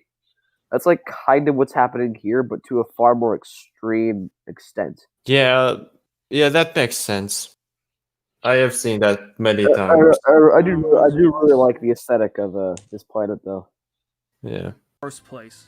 So Frogger was giving a plan, and the droids decide to go forward for no reason. Frogger finds out the droids are going straight and becomes furious. And this is where the really nonsensical stuff begins. Frogger goes on a rant about how he was trained while they are programmed, while Wack brings up that since his training was drilled into him, that he is programmed and no better than the droids. So being programmed makes them go straight, which isn't exactly the most reliable tool for survival. Plus, there is no sun. It's not as if they know where north is. Frogger wants to go back to the ship, but he looks back and sees that there are no tracks. Wack realized it earlier, and Frogger is mad that he didn't bring up his observation. As Frogger storms off, Wack asks if he can be the leader if Frogger dies. This just pisses off Frogger. R2 finds a ship, and Frogger says that they're going in a circle. It ends up not being their ship, and sees a skeleton. While Fun fact: the skeleton is based on the Jax from the old Marvel comics. You know that. Who is? The green Really? space, the green space bunny. Drax. No, It's Jax. based on Drax. Jax. Jax. That's Who the pretty hell is cool. Jax. Some stupid shit from the old Marvel sees comics. a decapitated droid. Frogger then screams into the sky, seeing that there is no hope. The droids get a map of the entire planet and contemplate what will Frogger do. Wax suggests that he'll commit suicide, which would make him the leader. The Astromechs want R2 to be the leader, but Wax says Astromechs aren't capable of leading a squadron. That's the equivalent of someone commentating on their black opponent and saying he can't lead because he is black to an all-black crowd. What? What the fuck, man? It's not the same thing at all. Like, I mean, if in some weird universe where like racists are correct, which are not, like, I mean, and like black people were like inherently different from white people, but that'd be a valid comparison. But, like, astromechs are programmed a lot differently than wax or pitch droids. Yeah. Frogger keeps screaming out there and sees a settlement, and of course, it was just a hallucination. Then, he starts to go Of course. Yeah, mirages occur in the desert. People go insane. Yeah. Like, insane. Yeah. Oh, Delinquent Squad thought it right, was a good right time on to cue. Right on Wax cue. suggests it surely, and the Astromechs just ignore it. Wack then complains that he's considered just a pilot. Okay, Wax. That's a great sh- Okay, the Wax That's a voice. great shot right there. Okay, yeah. Wax voice really reminds me of Double D from Ed, Ed and Eddie. What if he's voiced by Tom Kenny? I don't know. I'll check. It could s- might be. Should I continue? Yeah, I'll check. I'll check.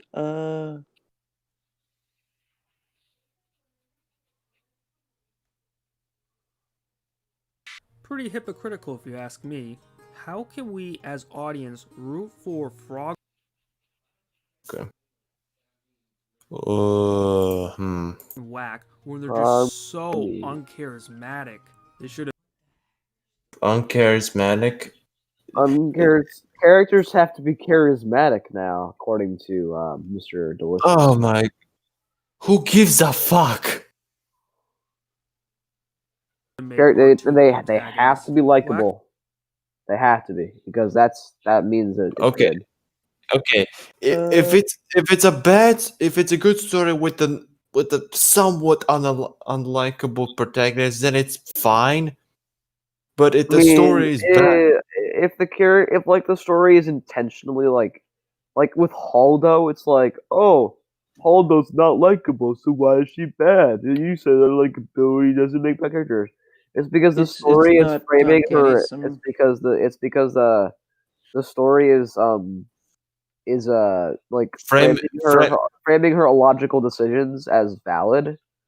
Like this is clearly showing that Gascon and Wack here are not competent leaders.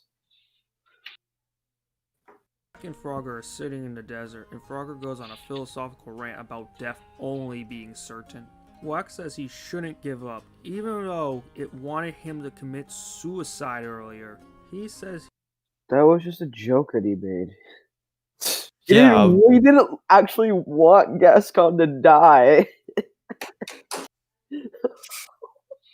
he was trained to make rational decisions, yet he wants to change his way because the desert is difficult to survive in. Frogger says Wack is right and celebrates with glee because he says Wack is more than just a pilot. Then, out of nowhere, these ostriches come running towards them. I was hoping they would die like Mufasa. Oh fuck! Oh, shut up! I mean, it would be kind of funny. Yeah, agreed. Frogger says he needs to trust his instincts by trusting the bird's instincts, but that's like a rational thought. What is this episode's point?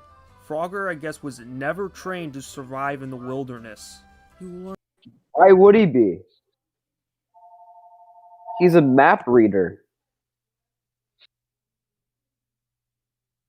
Learned that in the Boy Scouts, yet Frogger didn't learn that being trained for the Grand Army of the Republic? Anyway, they see a town in the distance. The birds find this Sunny D oasis that is connected to a Sunny D.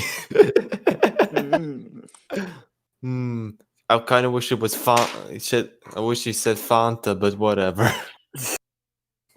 Town. Walked asked Frogger, how did he know? He said he trusted the animal's instincts. Anyway, they see a town in the distance. The birds find this sunny D oasis. That's water. It's just being reflected by the sky. Yeah. Are you retarded? Are you stupid? You stupid. No, not. Have you contracted the big dumb? As connected to a town. Walked asked Frogger, how did he know? He said he trusted the animal's instincts. Thanks, show. I really need that to be told to me again. Frogger and Wack noticed that the Astrox made it there. What I noticed was they didn't even bother to animate any people in this town. But what's even more damning is that Wack saw them with the map. It could have told Frogger that they have it. Frogger and Wack are in disbelief, even though Wack saw them with the map. I don't think they used the map to get to the location. I think they just made a geographical mapping, and they just managed to find the town with like their scanners.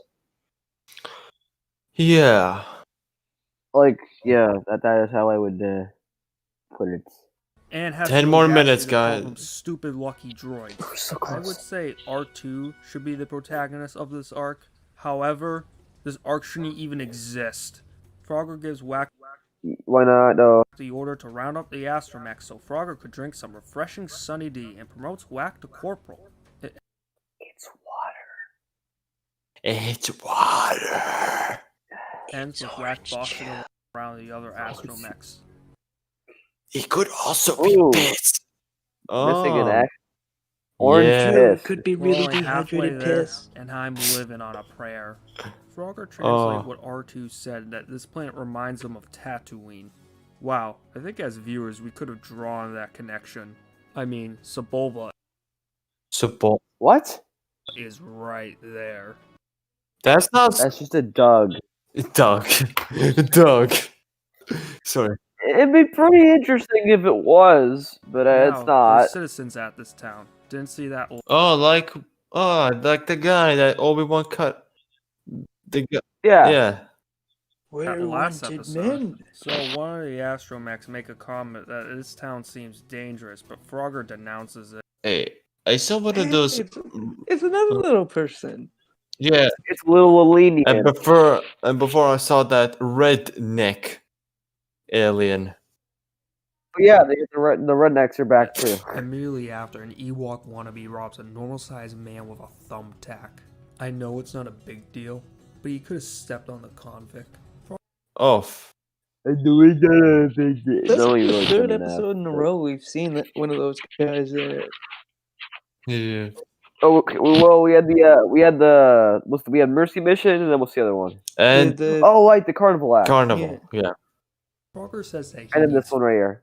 fuel. Then an astromech think that it's a ship he's Maybe he's just like racist towards Elenians. Maybe. talking about. Yeah, he has the Frogger's audacity. Dr. Delicious Oh, exposed. black racist. talking about how hungry he is. For some reason, he referred to it as fuel. He sees a diner and he says the dumbest line ever. A diner, a place of eating.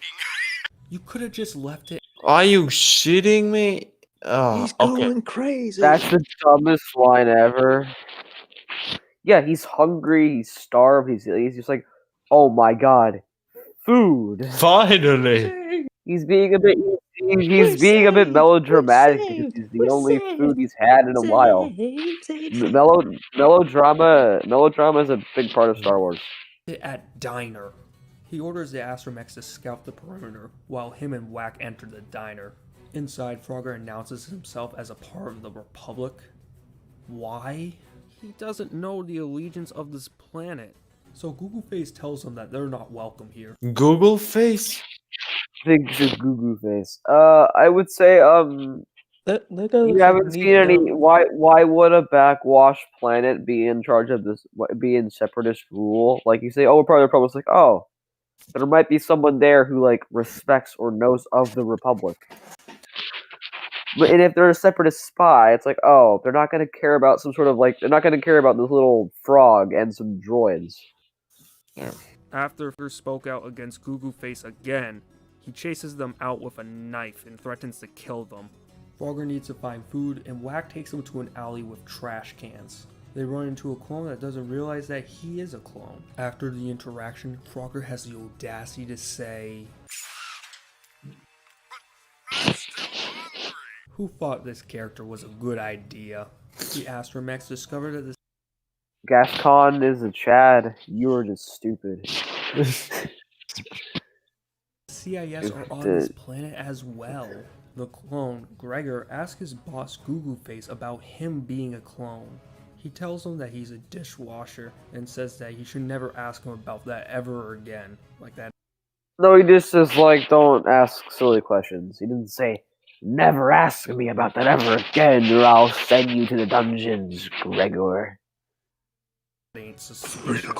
D-Squad rounds up and they assume the clone has amnesia. Once they find his quarters and get in, they try to remind him of his true identity by showing him a holocron of Captain Rex. They find out that Gregor was a part of the Battle of Sarish, a battle that the Republic lost. Wouldn't that be cool to see in this show? CIS. Oh, I just need action in my show because cool action is awesome and I need my action. Why do you have to do stupid arcs like this when I could be given big battles? Victory. Also, the scene is pretty dark once Gregor starts talking about seeing a lot of dead clones. Talk about an abrupt tone change. No, it's no, I disagree.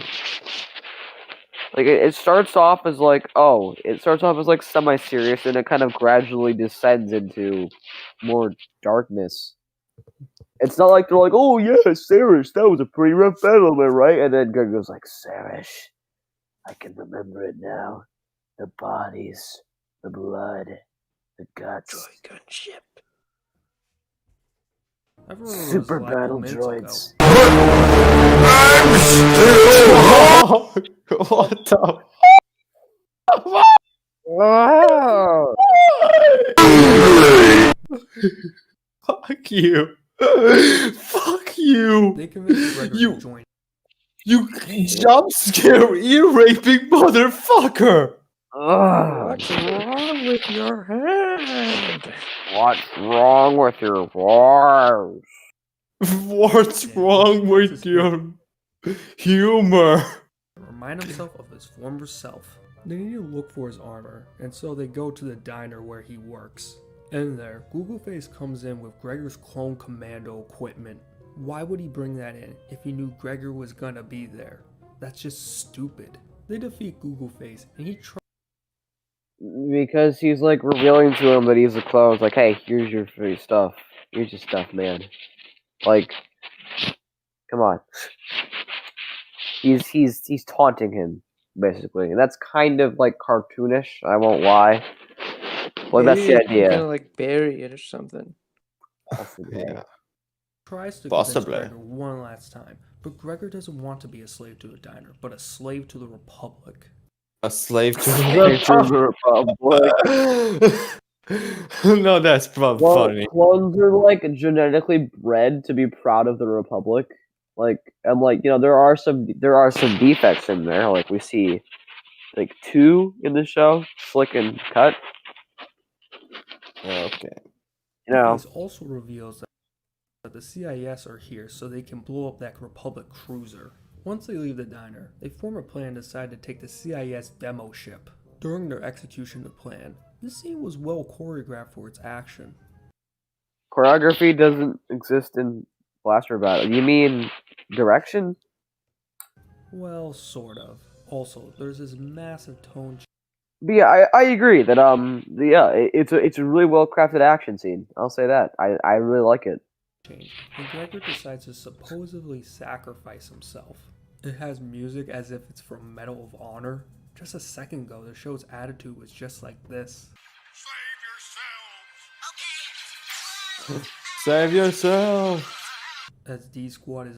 Okay, I believe. I would argue there's a bit of a tonal shift. It's kind of odd, but like I think there is enough time between that and the Medal of Honor music for there to be like a consistent tone.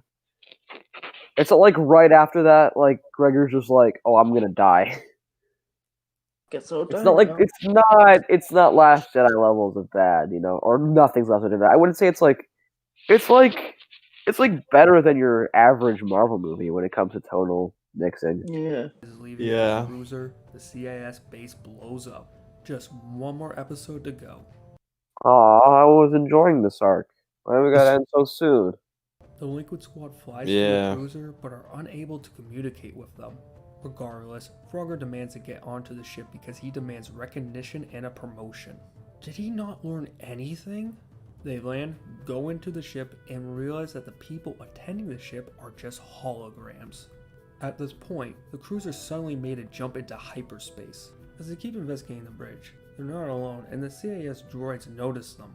These droids couldn't hear them earlier, or notice a ship landed on their cruiser. How incompetent can they be? The stick droids get out of their stations, but could have just Why does it matter? Hard to say. Like their only objective is to get this ship to the strategy conference happening in the I believe it's near Ringo of India. I don't remember. But it's like why would they be worried about some ship coming by and especially like when their only goal is to use the ship as a bomb? It's like there's some sort of complex plan being carried out that like would be sabotaged by a bunch of droids. Like if a ship docks in the hangar, they're gonna head up to the bridge where all of the droids are, and the droids can just kill them. That's why I believe that is why they had the officers there. It's like, oh, they'll try to speak to the officers that are like, you know, they're like I'll that. be back. But then the droids were like, oh, now we can kill them. shot them with their blasters instead of climbing up. Now and just you and immediately me. getting knocked down. We can do this, man. I believe. Yeah. 5 more minutes. 5 more Once minutes. they leave, it cuts to droids with a detonator that they are taking to a control room. In the middle of a chase, Frogger has the audacity to say that he should give the orders around here. Good thinking back there. But next time I give the orders. Understood? As they get to the detonator, they cheap out on wax animation of him rolling off of R2. They come in and kill the Next time I want to see that again. I don't really think that was cheap. But okay. Yeah. As they get to the detonator, they cheap out on wax animation of him rolling off of R2. I guess. I don't know. They come in and kill the droids. Again, how are these astromech droids better at combat than these droids programmed for combat? These droids were also programmed for combat, believe it or not. Yeah. It's fucking retarded. Once the chasing stick droids arrive, they grab the dead droid and peek his head out to signal that the droids went another way. I mean, one of them should check on the bomb if anything happened to it. Why? They don't need to, because there's a droid there. Yeah. What? Because that is the most important device on this ship. You'll find out about its importance later. I don't need to explain this scene again. Frogger's in disbelief that the ship is being used as a kamikaze, yet all the doors to the hangar opens up conveniently for some reason just to show Oh. No, they opened the hangar doors themselves. That was hell. pretty heavily implied. Like that's R2D2. Yeah. That's like one of the droids like access the control panel. Like they do that. I believe they do that in Siege of Mandalore too. Although that might have just been the clones themselves. I'm not sure. Like when all the clones come out to try to arrest Rex and Ahsoka. Like I'm not sure if that's like them opening the hangar doors or if that's like the clones themselves. I could not tell you. in the audience how explosives there are. Apparently all the bombs we see are rhydonium from the planet Abathar, the setting of the 2 previous episodes. Once more, Fragger has the audacity to... You said Fragger. Who's back? Frag. Oh yeah, Joey. I just had to go to the bathroom. Awesome. Awesome. To want to get off the ship because he was not given any orders to stop this. How dumb does this guy have to be? This guy is obsessed with getting recognized, yet he doesn't want to do something honorable. More importantly, logical. Plus, they're in hyperspace. It's not as if he has... If you get off the ship, then like you can notify whoever it is that like I mean like because the ship is heading towards something. So I feel like instead of risking trying to stop this whole plan, which would probably be really complicated, and risky, you get off the ship and head to where these people are going. Be like, okay, yeah, there's a bomb heading towards you. You should probably stop it. He has the option to leave. To top it off, Frogger doubts that this ship will do any damage to the Republic. It's not like he said something way different a second ago. Mother of Quoth, there must be enough Rhydonium in here to blow up the entire Republic fleet. No, I don't remember him saying that that won't do any damage to the Republic, but I might be wrong. If we do not stop this ship before it explodes, it could cost the Republic thousands of lives. Pure speculation. Yeah, he's right though. It is speculation. So what he said before was just him. Like you said, there could be enough Rhydonium here to blow up half the Republic fleet. He's like, yeah, he's speculating. What else would they use this for? Killing pirates? I think it's like a bit inconsistent, like for sure, but it's not really that big of an issue anyway. Yeah, 3 more minutes. 3 more minutes. Fireworks. There's no really other explanation. Then R2 has to remind Frogger that they can't leave when going into hyperspace. As they leave, R2 sees the Energizer Bunny, goes off the path. Energizer Bunny. Energizer Bunny. Okay, that's actually a pretty accurate description for once. Yeah, finally. Liquid Squad for questioning. They find out that it's a Republic. And actually, since his name is Bunny, like that does make some sense.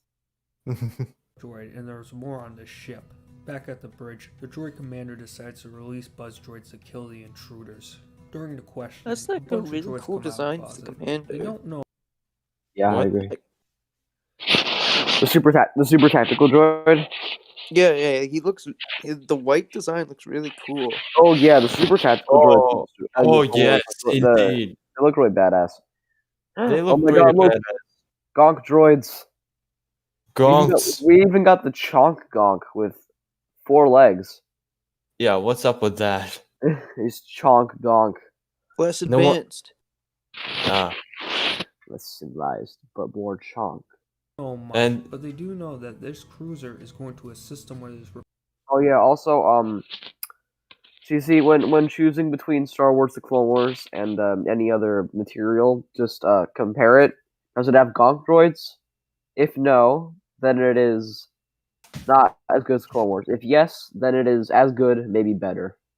Does O3 have Gonk droids? No. Maybe. I think possibly I remember one. I don't know. Probably not. All right, guys, confirmed. Gendy is a hack. Tartakovsky, you suck. I agree with Cool Man. Your Clone Wars is terrible. Praise Filoni. Oh yeah. Fuck Cool Man. Strategic focus is held. I've never really heard his. I never really heard his arguments for why O3 is bad, so I won't really comment on his. Yeah, his opinion on O3 is garbage. All right. Just like Grant's. I'll trust you, I guess. Listening. Wouldn't it have been nice if they at least explain how they got the cruiser? Would it be even better if they show it actually doing it? Huh? Do you think that droids are like incapable of taking a Republic cruiser? I don't. Okay, whatever. To do someday. Have a debate between the two of us and Coolman and Angel about Spider-Man 3. Because me and Jimmy love Spider-Man 3. Really? You got. It's alright. It's alright. You're gonna open the doors to the slaughterhouse, Joey. The squad and pals put 2 to 2 together and realize the Separatists' true intentions. To the show's credit, they do make note that they can't communicate with the Republic because they're in hyperdrive. They see the spy, R2 goes after it, and they slowly follow up. This droid can't even get through the door. And why is it on the ship? As they're looking It's not supposed to go in corridors. Yeah. They get ambushed by an army of buzz droids. R2 makes a ring of fire to protect them. BZ makes a run for the door and opens it up to space to suck out all the buzz droids, including itself. Since they are in hyperspace, shouldn't they all get sucked out? No? What? Huh? Huh? What? I don't know. I don't know how he came to that conclusion. Maybe he'll explain a bit. Issue with people holding on for their dear life while getting sucked out without going into hyperspace. But this is by far the worst I've seen it. To make a Okay, well, the droids were magnetized. Mm-hmm. Gascon is tiny. Well, yeah, he's light, so like he's gonna have. I would say he would have like less air pushing on him, you know, like that kind of thing. Whack, I would say he could also magnetize along with all the other droids. Magnetize. Maybe Gas. I would say Gascon has a very slim chance of surviving. Like that one's kind of weird, but everybody else is fine. Yeah. So he made a good point. Gascon probably should not have. 2 more minutes. But so yeah, one point that I'm willing to award him throughout this entire video. Gascon surviving is very lucky. by the Energizer Bunny. Back to the bridge, the droid commander sees that they can't make contact with the buzz droids. The droid commander assumes that D Squad is alive and sends more droids to chase them down. As Delinquent Squad is marching through the hallway, Frogger goes over the plan again. Oh hey! Go to the shuttle. Oh hey! His voice is actually sounds good. Yeah. Yeah, you're right. Also, is that a mouse droid carrying a GAWD? Detonation time on the bomb so it can go off quicker. However, they're ambushed by That's droids and this useless droid perishes. The cruiser arrives at the conference and Obi-Wan says the conference can start now. There's no question for a random cruiser showing up. While Anakin does not want to be here because he thinks strategy is pointless, why is he a general then? He doesn't think strategy is pointless. He just thinks that these like strategy conferences that are just all about like these you know meandering, boring tactics are stupid. Yeah. He doesn't really like the political side of war. Like remember in episode 2 when he says, "No, don't lecture me. Don't give me another lecture on politics, Obi-Wan." Anyway, Anakin notices the ship is coming in very fast. Back to the ship, D Squad makes a dash for the transport ship. As they're about to leave, Frogger does not want to leave R2 behind, but they do so anyway because it's too late. R2 defeats the droid commander and detonates a bomb quicker than it was supposed to. The cruiser blows up and Delinquent Squad survives. My question is, how will R2 survive? You don't even show like the shot of it. Like, oh, come on. Yeah, like this. Somehow. Awesome, but you show us a little bit. It's lame. Yeah. Lost a leg. How? Just how? Well, its circuitry also got really messed up, but whatever. I give up. R2 is fixed up. Frogger praises R2 for the service and says he will serve Delinquent Squad anytime. Turns out that Frogger and Wack are assigned to the same platoon. Blah blah blah blah blah. Arc over. The most damning part about this is that Cancerous Kids follows up with Delinquent Squad. 8 straight filler episodes. What were they thinking? What were you thinking? Hey guys, thanks for watching. What? Oh, thank God. What were you thinking? God. Jesus. Oh. Oh. Also, why does his voice sound really nice Since here? I made part 1. Like, is it like, oh, crap category? It's like, hey guys, thanks for watching the video. Like, Yeah. use that voice for your critiquing. So, let's see here. I would say this video was 5% better than the last one, but still really bad. Yeah. 2 out of 10. Unless we got last video was a 0. This video is a 1. Yeah. So trash video. So this video. So we covered this video faster than we did with the last one. Oh, we did. How long have we been? About 3 hours. Well, the last one I think it's about the same as last time. Yeah, Well, only next we got to cover his final video, which is all about the Kenobi arc, the undercover Obi-Wan arc. yeah. Should we cover it tomorrow? I say wait till next week. I will likely be available tomorrow, but next week is fine for me too. Yeah, okay, next week. Yeah, let me look at his video again. He's only made 3 videos and all of them suck. I've actually not seen his Obi-Wan arc video. It's 42 minutes long. You know what we should do after we're done covering his third video? We gotta be okay. Yeah. Okay. We should watch Veggie Tales and the Lord of the Beans. Not yet. Maybe. Not yet.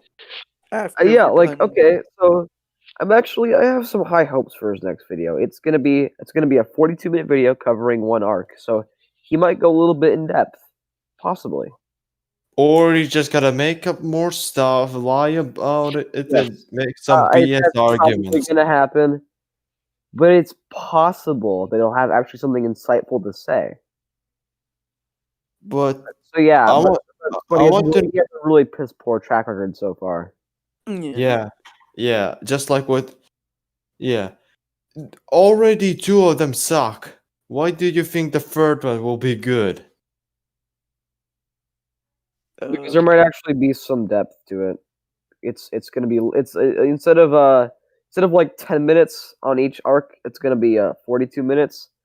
Instead of a 30-minute video summarizing like some of the stuff about the show, just like being like really generalized, instead of this, and then this one just being really nitpicky. Might I actually feel like he's going to be just as nitpicky. it's if not possible. more so. But like I doubt. I mean, unless he like nitpicks like to death, I doubt that he'll go 42 minutes without saying something valid. But it's still possible. Anyway, I feel like this it's gonna be is, your average gonna be like your average Cosmo video. I mean, sorry, Right. Cuntmo. but this was really fun anyway. You know, I love defending the Clone Wars usually. Not on the Anomaly Discord server, that's boring. But this is fun. That's cancer Yeah. there. Yeah. Well, see you around, guys. See, I thought we see him.